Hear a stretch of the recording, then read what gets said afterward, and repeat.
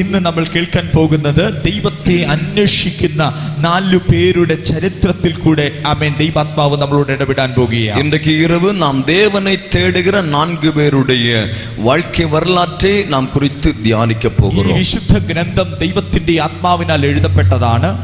இந்த பரிசுத்த வேத புஸ்தகம் வார்த்தைகளும் தேவனுடைய ஆவியினால் எழுதப்பட்டது. ഏകദേശം 1400 വർഷമെടുത്ത് ദൈവത്തിന്റെ ഭക്തന്മാർ എഴുതപ്പെട്ട തിരുവെഴുത്താണിത്. கிட்டத்தட்ட 1600 வருடங்களாக എടുക്കപ്പെട്ട് எழுதப்பட்ட വേദ വാർത്തകൾ. 40 പരം എഴുത്തുകാർ പല സ്ഥലങ്ങളിൽ ഇരുന്ന് എഴുതപ്പെട്ട തിരുവചനത്തിന്റെ ആഴമാണ് ഇത് എന്ന് നമുക്കറിയാം. 40 வேதத்தின் எழுத்தாளர்கள் பல இடங்களிலிருந்து எழுதப்பட்ட வேத எழுத்துக்களை ஒன்றாக கூட்டி சேர்த்து கர்த்தர் நமக்கு ஒரே புத்தகமாய் தந்திருக்கிறார். ആമേൻ. ഇതിനകത്ത് ആമേൻ രാജാക്കന്മാർ എഴുതിയിട്ടുണ്ട്. இதற்குள்ளாக அரசர்கள் ராஜாக்கள் எழுதியிருக்கிறார்கள். ജ്ഞാനികളുടെ ജ്ഞാനിയായ ശലോമോൻ എഴുതിയിട്ടുണ്ട്. ஞானிகளின் ஞானியாய் இருக்கிற சாலமோன் எழுதியிருக்கிறார். മുഖ്വന്മാർ എഴുതിയിട്ടുണ്ട്. மீனவர்கள் எழுதியிருக்கிறார்கள். ആമേൻ. കാരാഗ്രഹത്തിൽ ഇരുന്ന് എഴുതിയിട്ടുണ്ട്. சிறைச்சாலையில் இருந்து எழுதப்பட்ட நிருபங்கள் இருக்கிறது. പടകിൽ ബോട്ടിൽ ഇരുന്ന് എഴുതിയിട്ടുണ്ട്.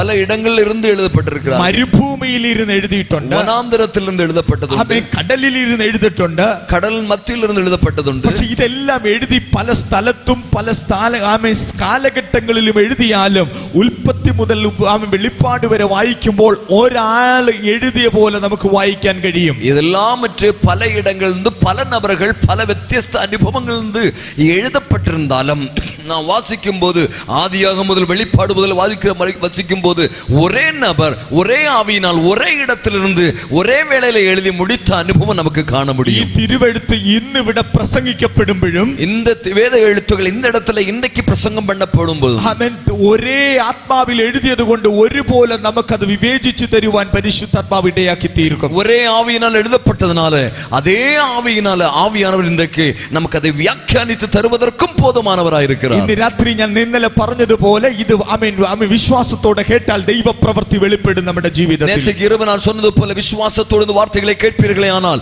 நிச்சயமாக கர்த்தருடைய கிரியை வெளிப்படும். തിരുവെഴുത്തിൽ രോഗത്തിന്റെ സൗഖ്യമുണ്ട്. இந்த வேத எழுத்தின் மூலமாய் வியாதியிலிருந்து விடுதலை உண்டு. തിരുവെഴുത്തിൽ ഭൂതങ്ങളുടെ മേലുള്ള അധികാരമുണ്ട്. இந்த வேதத்தில் வேத வசனத்தின் പിശാചുകളിൻ മേൽ അധികാരമുണ്ട്. തിരുവെഴുത്തിൽ ആമേൻ ദൈവ പ്രവർത്തികൾ തിരുവെഴുത്ത് പ്രസംഗിക്കപ്പെടുന്നിടത്ത് നടക്കും. இந்த വേദ എഴുത്തുകൾ പ്രസംഗം பண்ணும்போது தேவனுடைய അത്ഭുതமான ക്രിയകൾ നടക്കും. അതുകൊണ്ട് ഇന്ന് രാത്രി ഒരു വലിയ പ്രതീക്ഷയോടായിരുന്നാൽ ദൈവത്തിന്റെ ശബ്ദം നമ്മളോട് ഇടപെടുവാൻ ഇടയായി തീരും. ஆகவே இந்த இரவில் நண்ப ஒரு வாஞ்சையோடு தாகத்தோடு தேவ சமூகத்தில் இருப்ப கர்த்தருடைய கிரியை உங்கள் வார்த்தைகள் வெளிப்படுவதாக. എത്ര പേർക്ക് ആഗ്രഹമുണ്ട് എന്നോടൊന്ന് ഇടപെടണമേ കർത്താവേ? എത്ര പേർ വിരുമ്പുறீங்க കർത്താവേ എന്നോട് ഒന്ന് பேச வேண்டுமே என்று? എന്നോട് ദൈവത്തിന്റെ ശബ്ദം ഒന്ന് ഇടപെടണമേ എന്ന് പ്രാർത്ഥിക്കുന്നു. சத்தம் எனக்கு ஒன்னு கேட்க வேண்டும் என்று எத்தனை பேர் விரும்புகிறீங்க? മനുഷ്യന്റെ ശബ്ദം എനിക്ക് വേണ്ട. മനുഷ്യന്റെ சத்தம் எனக்கு வேண்டாம். എനിക്ക് ദൈവത്തിന്റെ ശബ്ദം മതി. எனக்கு தேவனுடைய சத்தம் மதி. അത് എന്നെ പണിയുന്ന ശബ്ദമാണ്. அது என்னை உருவாக்குற சத்தமாய் மாறட்டும். അത് എന്നെ എഴുന്നേറ്റ് നിർത്തിപ്പിക്കുന്ന ശബ്ദമാണ്. என்னை எழும்பி நிற்கக்கூடிய சத்தமாய் மாற்றட்டும். ആ ശബ്ദം എന്നെ നടത്തുന്ന ശബ്ദമാണ്. அந்த சத்தம் என்னை நடத்துகிற சத்தமாய் மாறட்டும். രാത്രി എനിക്ക് വേറൊരു ശബ്ദം കേൾക്കണ്ട. இந்த இரவு எனக்கு வேற சத்தம் கேட்க வேண்டாம். പ്രാർത്ഥനയോടെ ആയിരുന്നാൽ ദൈവത്തിന്റെ ശബ്ദം ഇതിനകത്ത് വെളിപ്പെടും. ജപത്തോടെ ഇരുപ്പീர்கள் കർത്തരുடைய சத்தம் உங்கள் காதுகளில் ധ്വനിക്കും. ദൈവത്തെ അന്വേഷിക്കുന്ന മനുഷ്യനെ പറ്റി നമ്മൾ കേൾക്കാൻ പോകുകയാണ്. தேவனை தேடுகிற மனிதர்களை பற்றி நாம் கேட்க போகிறோம். ദൈവം എപ്പോഴും മനുഷ്യരുമായിട്ടൊരു ബന്ധം ആഗ്രഹിക്കുന്നതാ. தேவன் எப்போதுமே மனிதனுமாய் ஒரு உறவை ஐக்கியத்தை விரும்புகிறார். പൂങ്കാവനത്തിൽ മനുഷ്യനെ സൃഷ്ടിച്ചിട്ട് ദൈവം അവരുടെ കൂടെ ഇറങ്ങി വന്ന് നടന്നതായിട്ട് നമുക്ക് കാണാൻ കഴിയും. ஏதேன் தோட்டத்தில் தேவன் மனிதனை சிருஷ்டித்து வைத்துவிட்டு தேவன் பரலோகத்திலிருந்து அந்த ஏதேன் தோட்டத்தில் இறங்கி அவர்களோடு ஐக்கியமாய் இருந்ததை நமக்கு பார்க்க முடிகிறது. ദൈവത്തിന്റെ മനുഷ്യൻ ദൈവത്തിൽ നിന്ന് പാപം ചെയ്ത് അകന്നു പോയതുകൊണ്ട് പിന്നെ ഇവരെ പിന്തിരിച്ച് കൊണ്ടുവരുവാൻ വേണ്ടി ശ്രമം നടത്തിയ ദൈവത്തിന്റെ കാഴ്ചപ്പാട് നമുക്ക് കാണാൻ കഴിയും. ஆனால் தேவன் அந்த தேவனோடு ஒரு ஐக்கியத்தில் இருந்து மனிதன் பாவத்தின் நிமித்தமாய் விலகி போனபடியினால் மறுபடியும் அந்த மனுஷனை தேவனோடு கூட ஐக்கியப்படுத்துவதற்கான முயற்சிகள் நடந்ததை நமக்கு வேதத்தில் பார்க்க முடிகிறது. ദൈവം അബ്രഹാമിനെ തിരഞ്ഞെടുത്തു ജനതയെ രക്ഷിക്കുവാൻ വേണ്ടി. தேவன் ஆபிரகாமை தெரிந்தெடுத்தார் ஜனத்தை രക്ഷിക്കുമ്പടിക്ക്. ആമേൻ. ഈ ജനം ആമേൻ മിസ്രയീമിലേക്ക് പോയി അവിടുന്ന് മോശയുടെ മുഖാന്തരം ആമേൻ സ്വന്തം നാട്ടിലേക്ക് കൊണ്ട് അല്ലെങ്കിൽ വാഗ്ദത്ത ദേശത്തേക്ക് കൊണ്ടുവന്നു. ஆனால் இந்த ஜனம் எகிப்தில் அடிமையாய் போனார்கள். ஆனால் மோசேயின் முகாந்தரமாக அவர்களுக்கு தேவன் வாக்குத்தத்தம் பண்ணின கானான் നീതിമാന്മാർക്ക് കൊണ്ടുവந்தார்கள். നമുക്കറിയാം അതിനുശേഷം യോശുവ ന്യായാധിപന്മാർ ശമൂവേൽ മുഖാന്തരം ദൈവത്തെ ന്യായം പാലിച്ചതായിട്ട് കാണാൻ அதற்கு കഴിയും. பிறகு யோசுவா துவங்கி அது நியாயாதிபதிகள் மூலமாக ஜனத்தை நியாயபாலனம் செய்து நடத்துவதை நமக்கு கேட்க முடிகிறது. ആമേൻ. ശമൂവേൽ ആദ്യത്തെ രാജാവായ ശൗലിനെ തെരഞ്ഞെടുത്തത് നമുക്ക് കാണാൻ കഴിയും. முதல் ராஜாவாகிய சவுலை சமூவேல் தீர்க்கதரிசி தெரிந்தெடுத்து நமக்கு பார்க்க முடிகிறது. അതിനുശേഷം രാജ്യം രണ്ടായിട്ട് വിഭജിച്ചതായിട്ട് നമുക്ക് കാണാൻ കഴിയും. அதற்கு பிறகு ராஜ்யம் രണ്ട് ഭാഗமாக മാറുന്നதை നമുക്ക് பார்க்க முடிகிறது. ദൈവത്തിൽ നിന്ന് അകന്നുപോയ ജനത്തെ പ്രവാചകൻ മുഖാന്തരം മടക്കിക്കൊണ്ടുവരുന്ന ജനതയെ നമുക്ക് കാണാൻ കഴിയും. தேவனிடத்தில் தூரமாய் போன ஜனத்தை மறுபடியுமாய் தீர்க்கதரிசிகள் மூலமாய் சமீபிக்க கொண்டு வருகிறதை நமக்கு பார்க்க முடிகிறது. പക്ഷേ ഇതിനകത്തും ദൈവത്തെ അന്വേഷിക്കുന്ന ഒരു കൂട്ടം ആൾക്കാർ തിരുവചനത്തിന്റെ വ്യവസ്ഥയിൽ നമുക്ക് കാണാൻ കഴിയും. ஆனால் இதற்குள்ளும் தேவனை தேடுகிற ஒரு கூட்டம் மக்களை வேதத்தின் அடிப்படையில் நமக்கு பார்க்க முடிகிறது. ആമേൻ. സ്വന്തം ജനം നശിച്ചുകൊണ്ടിരിക്കുമ്പോൾ സ്വന്തം പുത്രനെ മാനവജാതിയുടെ രക്ഷയ്ക്ക് വേണ്ടി ദൈവം ഈ താണഭൂമിയിലേക്ക് അയച്ചു. சொந்த ஜனம் அழிந்து கொண்டிருக்கும்போது தம்முடைய மனுஷனுடைய ரட்சிப்புக்காக நம்முடைய சொந்த குமாரனை இந்த பூமியில் அனுப்புவதை நமக்கு வார்த்தைக்கு முடிகிறது. അവൻ ഈ സ്വന്തം പുത്രനെ അന്വേഷിക്കുന്ന 4 പേരെ പറ്റിയാണ് നമ്മൾ ഇന്ന് പഠിക്കാൻ പോകുന്നത്. தேவன் அனுப்பின சொந்த குமாரனை தேடுகிற 4 பேரை குறித்து நாம் இன்றைக்கு வாசிக்க விரும்புகிறோம். അതിന് നിങ്ങളുടെ ശ്രദ്ധയെ ഞാൻ ആദ്യത്തെ പാസേജിലേക്ക് കൊണ്ടുവരികയാ. ലൂക്കോസിന്റെ സുവിശേഷം 19 അധ്യായം 2 വാക്യം തൊട്ട് വായിക്കാം. முதல் நபரை வாசிக்கும்படியாக லூக்கா சுவிசேஷம் 18 அதிகாரம் 19 அதிகாரம் அவருடைய Lucas chapter 19 verse number 2 onwards. இரண்டாம் வசனத்தில் வாசிக்க போகிறோம். അവിടെ ചുങ്കക്കാരിൽ പ്രമാണിയും ധനവാനുമായ സക്കായി എന്ന് പേരുള്ള പുരുഷനുണ്ടായിരുന്നു. ആയക്കാരനുക്ക് തലവനും ഐശ്വര്യനുമായിരുന്ന സഖിയു എന്നപ്പെട്ട ഒരു മനുഷ്യൻ യേശു എങ്ങനെയുള്ളവനെന്ന് കാണുവാൻ ആഗ്രഹിച്ചു. യേശു എപ്പിടിപ്പെട്ടവരോ എന്ന് അവരെ பார்க்க വகை தேடினார். ഒന്നാമത്തെ വ്യക്തി യേശു എങ്ങനെയുള്ളവനെന്ന് കാണുവാൻ ആഗ്രഹിച്ച വ്യക്തി. முதல் நபர் യേശു എപ്പിടിപ്പെട്ടവർ എന്ന് பார்க்க വിரும்பின മനുഷ്യൻ. ഈ സക്കായിയെ പറ്റി നമ്മൾ ഒത്തിരി പഠിക്കുമ്പോൾ ഒത്തിരി വിശേഷണങ്ങളുള്ള വ്യക്തിയാണ് സക്കായി. സക്കായിയെ പറ്റി നാം പഠിക്കുമ്പോൾ അനേക വിശേഷങ്ങളുണ്ട്.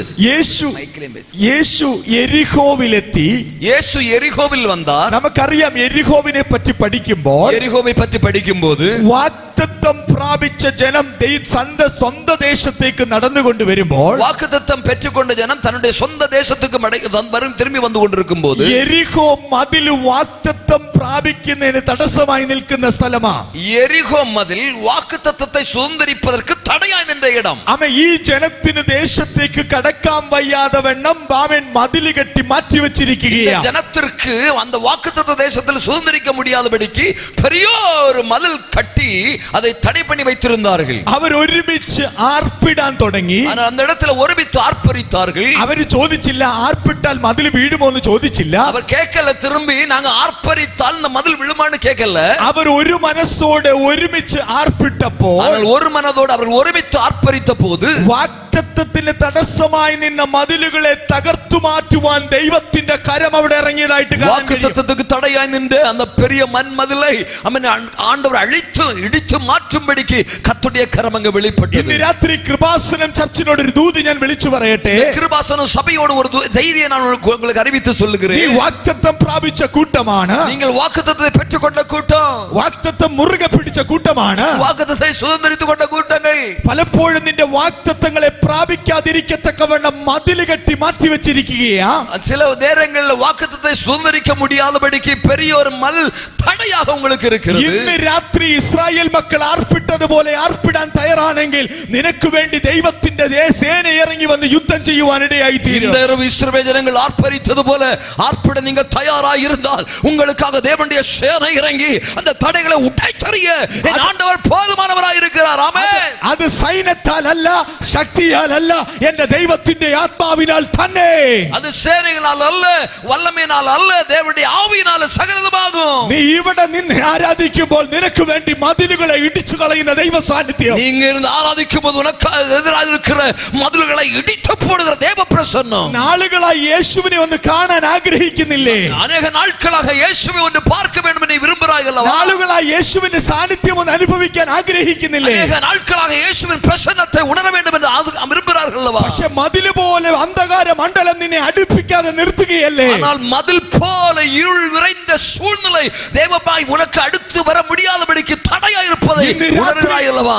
ഇന്ന് രാത്രി നീ ആർപ്പിട്ടാൽ മതിലിനെ ഇടിച്ചു കളയുവാൻ ദൈവം ശക്തനാ. இந்த வேளையில் நீங்கள் ஆர்ப்பரிப்பீர்களே ஆனால் அந்த தடைகளை உடைத்தறிய என் ஆண்டவர் போதுமான. விசுவாசிக்கிறவர்கள் கரங்களை தட்டி கொஞ்ச நேரம் ஆர்ப்பரித்து, ஆண்டவரே இந்த தடைகள் உடையட்டும் இயேசுவின் நாமத்தில்.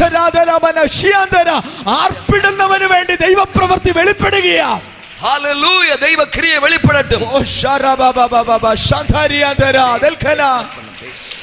Oh, thank you Jesus, thank you Jesus. Hallelujah. ഇന്ന് രാത്രി ആർപ്പിടുന്നവർക്ക് വേണ്ടി ദൈവത്തിന്റെ പ്രവൃത്തി വെളിപ്പെടും. Hallelujah. എங்கே ആർപ്പരിக்கிறவர்களுக்காக கர்த்தருடைய கிரியை வெளிப்படும். ഇസ്രായേൽ മക്കൾ ചോദിച്ചില്ല ആർപ്പിട്ടാ മതിൽ വീഴുമോ എന്ന് ചോദിച്ചു. இஸ்ரவேல் திரும்பி கேட்கவில்லை. இஸ்ரவேல் மக்கள் திரும்பி கேட்கவில்லை நாங்கள் ஆர்ப்பரித்தால் அந்த மதில் வீழுமோ என்று. വിശ്വാസത്തോടെ ആർപ്പിട്ടാൽ മതിൽ വീഴും. ஆனால் விசுவாசத்தோடு நீங்கள் ஆர்ப்பரிப்பீர்களேயானால் மதில் நிச்சயமாய் கீழே வீழும். നിന്റെ മതിൽ വ്യത്യാസമുള്ള മതിലായിരിക്കാം. இது ஒருவேளை உங்களுக்கு வைக்கப்பட்டிருக்கிற மதில் வித்தியாசமா இருக்கலாம். ദൈവത്തോട് അടുക്കാൻ കഴിയാത്ത ആമേൻ മതിലുകൾ എന്തായാലും, தேவனோடு நெருங்க முடியாதிருக்கிற எப்படிப்பட்ட வன்மதிலாயிருந்தாலும், വാഗ്ദത്തങ്ങളെ പിടിക്കാൻ കഴിയാത്ത നിന്നെ ബുദ്ധിമുട്ടിക്കുന്ന ഏത് മതിലായാലും, வாக்குத்தத்தத்தை சுதந்தரிக்க முடியாமல் உங்களுக்கு தடையா இருக்கிற எந்த மதிலாயிருந்தாலும், ഇന്ന് രാത്രികാലം അതിന്റെ മേൽ ജയം പ്രാപിക്കണം. இந்த இரவு அதன் மேல் ஜெயம் பெற்றுக்கொள்ள விரும்புகிறீர்களா?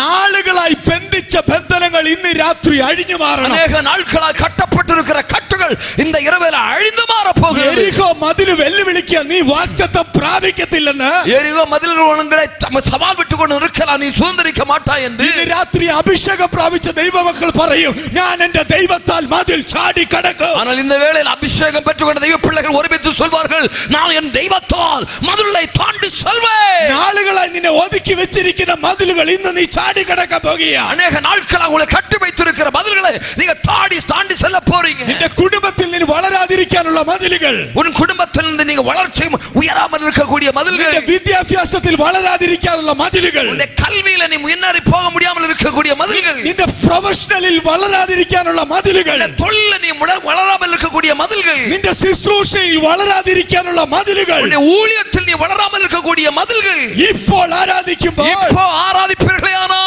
ആമേൻ ദൈവ പ്രവൃത്തി വെളിപ്പെടും. தேவனுடைய கிரியை வெளிப்படும். விசுவாசிக்கிறவர்கள் கரங்களை தட்டி രബന ശതരിയന്തരാ. அரபாலா ஷந்தரதி பாகசி രക്തം ജയമെടുക്കുക, Jesus hallelujah രക്തം ജയമെടുക്കുക. hallelujah.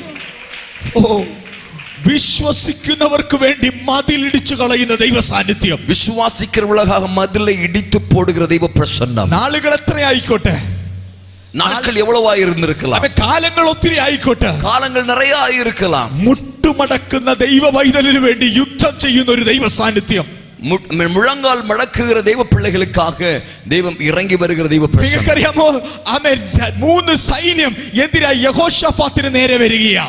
இப்போது 3 சேனைகள் யோசபாத்துக்கு நேராய் கடந்து வருகிறார்கள். ആമേൻ യഹോശഫാത്ത് അവിടെ വാൾ പരിചയം കൊണ്ട് അഭ്യാസം ചെയ്തില്ല. அங்க யோசபாத்து வாள்னால சண்டை போடுவதற்கான பரிச்சயம் எடுத்தவன் அல்ல. മുട്ടുമടക്കി ദൈവത്തെ മഹത്വപ്പെടുത്തി. அங்கே இருந்து முழங்கால் போட்டு தேவனை மகிமைப்படுத்த ஆரம்பித்தார். അവൻ ദൈവം യഹോശഫാത്തിന് വേണ്ടി യുദ്ധം ചെയ്തു. ஆனால் தேவன் யோசபாத்துக்காக யுத்தம் செய்தார். ഇന്ന് ആരോടൊക്കെ ദൈവത്തിന് ദൂത് പറയുക, இங்க பலரோடு கர்த்தருடைய செய்தியை ஆண்டவர் சொல்லுகிறார். ചുറ്റുപാടും നിനക്കെതിരെ യുദ്ധം പുറപ്പെട്ടിരിക്കുക. உனக்காக யுத்தம் செய்ய தேவ தூதர்கள் இறங்கி இருக்கிறார்கள். ചുറ്റുപാടും നിനക്കെതിരെ യുദ്ധം പുറപ്പെട്ടിരിക്കുക. உனக்கு சுற்றும் யுத்தங்கள் ஆரம்பித்து விட்டன. എങ്ങനെ മുന്നോട്ട് പോകണമെന്ന് അറിയത്തില്ല. எப்படி முன்னாடி போகணும்னு தெரியல. ആശ്രയിപ്പാൻ ആരുമില്ല. நம்பிக்கை வைக்க அவளை விசுவாசிப்பட யாருமே இல்ல. കരുതാൻ ആരുമില്ല. உனக்காக விசாரிப்பட யாரும் இல்ல. ഇന്ന് രാത്രി ദൈവാത്മാവ് നിന്നോട് പറയുന്ന ദൂത, ஆனா தேவனுக்கு உன்னோடு சொல்ல ஒரு செய்தி உண்டு. ഞാൻ നിനക്ക് വേണ്ടി യുദ്ധം ചെയ്യും. நான் உனக்காக யுத்தம் செய்வேன். അത് ജാതികളുടെ ശക്തിയുടെ മീതെ നിൽക്കുന്ന ഒരു ദൈവശക്തി. அது ஜாதிகளுக்கு மேலே இருக்கிற தேவனுடைய வல்லமை. നീ മുട്ടുമടക്കുമ്പോൾ ദൈവപ്രവൃത്തി വെളിപ്പെടും. நீ முழங்கால் போடும்போது தேவ மகிமை விளங்கும். കോട്ടകളെ ഇടിക്കത്തക്കവണ്ണമുള്ള ദൈവകൃപ, கோட்டைகளை இடித்து போடக்கூடிய தேவனுடைய கிருபை ആമേൻ നമ്മുടെ ഉള്ളിലുണ്ട്. நமக்குள்ள இருக்கிறது. ഞാൻ പലപ്പോഴും നമ്മുടെ വിശ്വാസികളോട് പറയുന്ന ഒരു ഉപമയാ. நான் அடிக்கடி என்னோட விசுவாசிகளோடு சொல்லுகிற ஒரு உபமா. ആമേൻ നമ്മൾ ആനയെ കണ്ടിട്ടുണ്ടല്ലോ. நம்ம யானையை பார்த்திருக்கிறோம் அல்லவா? ആമേൻ നല്ല ഭീമാകാരമായ ആന, ரொம்ப பெருசா தோன்றுகிற ஒரு ஆனை. എത്ര ശക്തി ഉണ്ടെങ്കിലും எவ்வளவு வல்லமை இருந்தாலும் ഈ ആനയെ നിയന്ത്രിക്കുന്നത് ഇത്ര പോലെ ഉള്ളൊരു പാപ്പാനായിരിക്കും. இந்த யானையை கட்டுப்படுத்த കട്ടുപ്പെടുത്തുகிறது ஏதோ മെലിഞ്ഞു പോന ഒരു യാനയെ മേയ്க்கிற മനുഷ്യൻ. ആമേൻ. ഈ പാപ്പാൻ ഇടത്തോട്ടെന്ന് പറയുമ്പോൾ ആന ഇടത്തോട്ട് തിരിയും. இந்த யானையை നിയന്ത്രിக்கிற കട്ടുപ്പെടുത്തുகிற മനുഷ്യൻ ഇടது பக்கம் திரும்ப சொன்னா யானை இடது பக்கம் திரும்புது. വലത്തോട്ടെന്ന് പറഞ്ഞാൽ വലത്തോട്ട് തിരിയും. വലது பக்கம் திரும்ப சொன்னா வலது பக்கம் திரும்புது. എന്തു പറഞ്ഞാലും ചെയ്യും. என்ன சொன்னாலும் செய்யும். ആമേൻ. നിങ്ങൾക്കറിയാമോ ഈ ആനയ്ക്ക് ആനയുടെ ശക്തി അറിയത്തില്ല. ஆனா உங்களுக்கு தெரியும் இந்த யானைக்கு இந்த யானையின் வல்லமை தெரியாது. ഇടയ്ക്ക് ഈ ആനയ്ക്കൊന്ന് മനസ്സിലാകും. இடைவேளையில யானைக்கு ஒன்னு புரிந்து போடும். அப்ப வாளெடுத்து பாப்பானை ஒன்னு தட்டும். அப்போது இந்த வாள்னால அந்த அவனை நடத்துகிறவனை ஒன்று தட்டுவார். பாப்பானை விட்டு தெரிச்சு போகும். அப்பதான் அந்த யானை நடத்துகிற மனுஷன் அங்க அருந்து தெரித்து கீழே விழுந்துருவான். அவன் ஆனையோட சக்தி മനസ്സിലാക്കുമ്പോൾ ആന ഒന്ന് കരം ഏറ്റെടുക്കും. அந்த வல்லமையை புரிந்து கொள்ளும் போது யானை அப்படியே ஒன்னு. വിശ്വാസികളാകുന്ന നമ്മൾ അങ്ങനെയാ. விசுவாசிகளாகிய நாமும் அப்படிதான். നമ്മൾ ഭയപ്പെട്ട് ഓടുകയാ. நாம் பயந்து ஓடுகிறோம். ശത്രുവിനെ ഭയപ്പെട്ട് ഓടുകയാ. ശത്രുവെ பயந்து ஓடுகிறோம். നിന്റെ മേൽ തന്നിരിക്കുന്ന ആത്മാവിന്റെ ശക്തി ഒന്ന് മനസ്സിലാക്കിയാൽ, உங்கள் மேல் வைத்திருக்கிற ஆவியின் வல்லமை நீங்க ஒன்னு புரிந்து கொள்வீர்களேயானால், നീ ആരാധിക്കുമ്പോൾ വെളിപ്പെടുന്ന ദൈവത്തിന്റെ ശക്തിയുടെ ആഴം ഒന്ന് മനസ്സിലാക്കി, நீங்கள் ஆராதிக்கும் போது வெளிப்படுகிற தேவனுடைய வல்லமை நீங்கள் புரிந்து கொள்வீர்களேயானால், നിനക്കെതിരെ നിൽക്കുന്ന ആഭിചാരം നിനക്ക് ഫലിക്കത്തില്ല. உனக்கு விரோதமாக இருக்கிற மந்திர சக்திகளுக்கு அதை ஜெயிக்க முடியாது. കാരണം ദൈവത്തിന്റെ ആത്മാവിനെ നിന്നിൽ നിറച്ചേക്കുന്നത്. കാരണം தேவன் வைத்திருக்கிறது இவைகள் எல்லாவருக்கும் மேலாதிருக்கிற பரிசுத்தாவியின் வல்லமை. எரிகோ மதில் இந்த ராத்திரிகாலம் இடிஞ்சு வீழத்தக்க. எரிகோ மதில் இன்றைக்கு இரவேளையில இடிந்து போகத்தக்கதா. ആർക്ക് വേണ്ടിയാ ഇടിച്ചത്? யாருக்காக அதை இடித்து போடுகிறார்? മിണ്ടാതിരിക്കുന്നവർക്ക് വേണ്ടി അല്ല ഇടിച്ചത്. மௌனமாக இருக்கிறவர்களுக்காக அல்ல.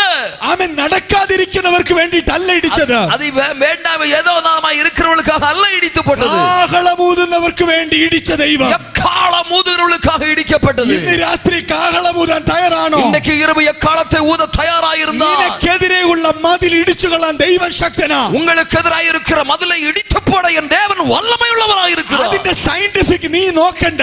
அதற்கு பக்கவலம் நீ கேட்க வேண்டிய தேவையில்லை. അതിന്റെ തിയറീസ് നീ അറിയണ്ട. அதற்கு நேரம் நாள் தேவை அறிய வேண்டிய தேவையில்லை. നീ സ്തുതിച്ചാൽ മതി. நீங்கள் துதித்தால் போதும். ദൈവ കൃപ വെളിപ്പെടും. தேவ கிருபை வெளிப்படும். സ്തുതിക്കാൻ തയ്യാറാണോ? துதிக்க தயாரா இருக்கிறீங்களா? ദൈവ കൃപ വെളിപ്പെടും. தேவ கிருபை வெளிப்படும். സോ ആ ജനത സ്തുതിച്ചപ്പോൾ, ஆமென், அன்னைக்கு அவங்க துதித்த போது മതില് മാമേ ഇരുന്നു മാറി. மதில் அப்படியே இடிந்து மாறினது. അങ്ങനെയുള്ള ഒരു പട്ടണമാണ് യെരിഹോ പട്ടണം. அப்படிப்பட்ட ஒரு பட்டணம் தான் இந்த எரிகோ பட்டணம். യേശു യെരിഹോ പട്ടണത്തിലേക്ക് വരികയാ. இயேசு எரிகோ பட்டணத்திற்காக வருகிறார். സക്കായിക്ക് ഒരു ആഗ്രഹം.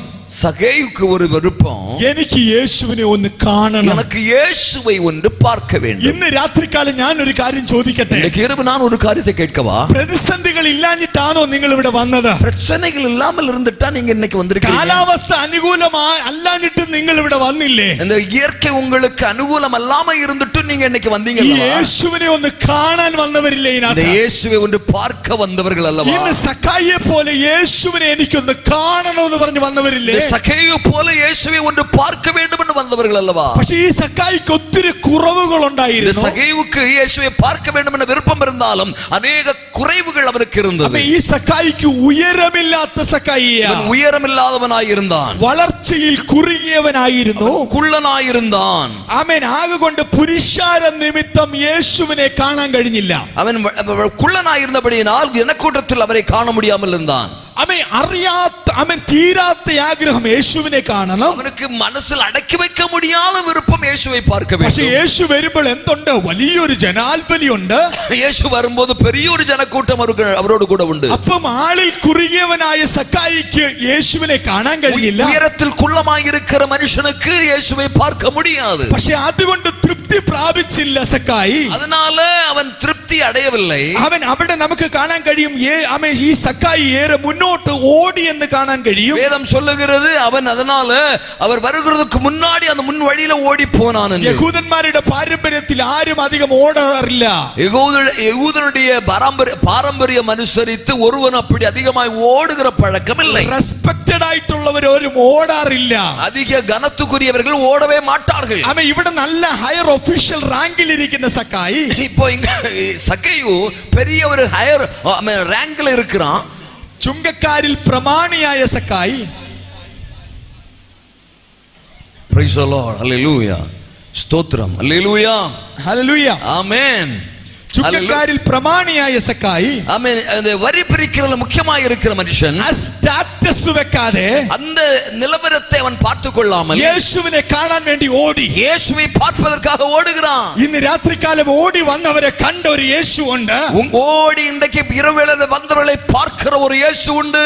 മഴയാന്ന് പറഞ്ഞ് വീട്ടിൽ നിന്ന് മാറി നിൽക്കാതെ കടന്നു വന്നവരെ കണ്ട ഒരു യേശു ഉണ്ട്. മഴയാന്ന് சொல்லிட்டு വീട്ടിൽ இருக்காம ഓടി വന്നവர்களை காண்கிற ஒரு தெய்வம் உண்டு. അവൻ യേശുവിനെ കാണുവാൻ വേണ്ടി ഓടിയ സക്കായി, യേശുവെ பார்க்கும்படியாய் ഓടുന്ന സഖേയു, ആമേൻ, യേശുവിനെ കാണുവാൻ ഓടി മാത്രമല്ല അവൻ ഒരു കാക്കത്തിന്മേൽ വലിഞ്ഞു പിടിച്ചു കയറിയതായിട്ട് കാണാൻ കഴിയും. ഓടി വന്ന മനുഷ്യൻ ഒരു பெரிய കാട്ടത്തി മരത്തിന്മേൽ ഏറുവதை നമുക്ക് കാണാൻ முடிகிறது. ഇന്ന് യേശുവിനെ കാണാൻ വേണ്ടി മരത്തിൽ കയറിയവർ ആരുമില്ലെന്ന് ഞാൻ വിശ്വസിക്കുന്നു. எனக்கு நல்லா தெரியும் തുണ്ടത്തറ വിളയിലെ യേശുവെ பார்க்கிறதுக்கு മരത്തിൽ ஏறினவர் யாரும் இல்லை என்ன. അവൻ യേശുവിനെ ഒന്ന് കാണാൻ വേണ്ടിയുള്ള ഒരു ആഗ്രഹം, ஆனா இயேசுவை பார்க்கணும்ன்ற ஒரு வாஞ்சை. അവൻ ഓടി, அவன் ஓடுனா മരത്തിൽ വലിഞ്ഞു പിടിച്ചു കയറി, മരത്തിൽ அப்படியே கட்டிப்பிடிச்சு மேல ஏறினா.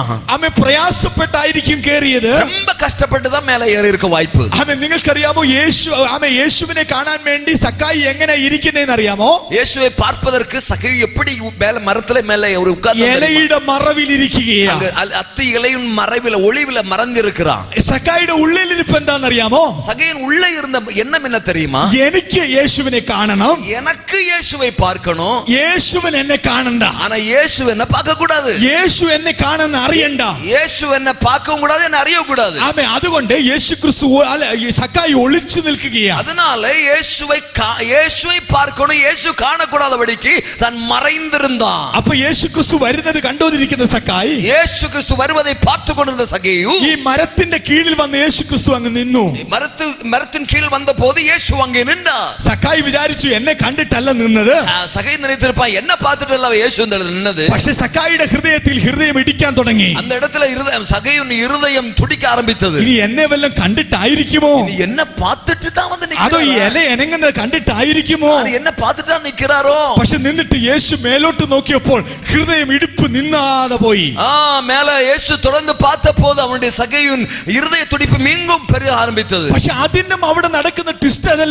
അമ്മേ, ഞാൻ മേലോട്ട് നോക്കിയിട്ട് വിളിച്ച പേര് സക്കായിയെ ഇറങ്ങി വാ, அதெல்லாம் முக்கியம். ஆனா அங்க நின்ன இயேசு மேல பார்த்து சகையுடைய பேரை கூப்பிட்டு சகைவே இறங்கி வான்னு சொன்னார்ல, அதுதான் பெரிய முக்கியமா இருக்கு. എനിക്ക് യേശുവിനെ അറിയാം, எனக்கு இயேசுவே தெரியும், എനിക്ക് യേശുവിനെ കണ്ടാ മതി, எனக்கு இயேசுவை பார்த்தா போதும், യേശു എന്നെ കാണണ്ട, இயேசுவென்ன அறிய வேண்டாம், യേശുവിൻ എന്റെ പേരറിയണ്ട, இயேசுவினுடைய பேர் அறிய வேண்டாம், യേശുവിൻ എന്നെ അറിയത്തില്ലെന്ന് പറഞ്ഞിരിക്കുന്ന സക്കായി, இயேசுவுக்கு என்ன தெரியாதுன்னு நினைத்து கொண்டிருக்கிற சகையு യേശു വന്ന് നിന്നിട്ട് പറയുകയാ, இயேசு அங்க நின்னு சொல்றாரு, സക്കായിയെ ഇറങ്ങി വാ. சகைவே இறங்கி வா. നിങ്ങൾക്ക് അറിയാമോ ആ സക്കായിയുടെ മനോഭാവം ഒന്ന് ചിന്തിക്കാൻ പറ്റുമോ? அப்ப அந்த நேரத்துல சகைவின் எண்ணங்கள் எப்படி இருக்கலாம்? ഒരു ഉദാഹരണത്തിന് ഞാൻ പറയാം. ஒரு உதாரணத்தை சொல்லுகிறேன். നമ്മുടെ പ്രൈം മിനിസ്റ്റർ ഇവിടെ വന്നെന്ന് വെച്ചോ, പ്രൈം മിനിസ്റ്റർ ഇവിടെ വന്നെന്ന് വെച്ചോ, நம்முடைய பிரதான மந்திரி இங்க வந்தார்னு நினைத்துக் கொள்ளுங்க. ആമേൻ. നമുക്കെല്ലാം പ്രൈം മിനിസ്റ്ററിനെ അറിയാം, நமக்கு எல்லாருக்கும் பிரதான மந்திரியை தெரியும். നിങ്ങളിൽ ആരെങ്കിലും ഈ ടെറസിന്റെ മേളിൽ കയറി ഇരിക്കുക പ്രൈം മിനിസ്റ്ററെ കാണാൻ? நீங்க எல்லாரும் அந்த பிரதமரை பார்க்கும்படிக்கு இந்த டெரஸுடைய மண்டலே ஏறி உட்கார்ந்து இருக்கிறீங்க. ആമേൻ. പ്രൈം മിനിസ്റ്റർ വന്ന് മേലോട്ട് നോക്കിയിട്ട് നിങ്ങളുടെ പേര് വിളിക്കുക, മോനെ ഇവിടെ ഇറങ്ങി വാ. அந்த பிரதமர் வந்துட்டு மேல பார்த்துட்டு உங்க பேரை கூப்பிட்டு சொல்ல, நீ சீக்கிரமா இறங்கி வா. നിങ്ങളുടെ മനസ്സ് എങ്ങനെ ആയിരിക്കും? உங்களுக்கு என்ன சந்தோஷம் உண்டாகும்? നിങ്ങൾ വേണമെങ്കിൽ അവിടെ നിന്ന് തുള്ളിച്ചാടും. நீங்க அந்த நேரத்துல இருந்து என்ன செய்வீங்க? എന്നെ പ്രൈം മിനിസ്റ്റർ അറിയാലോ, பிரதமருக்கு என்ன தெரியுது?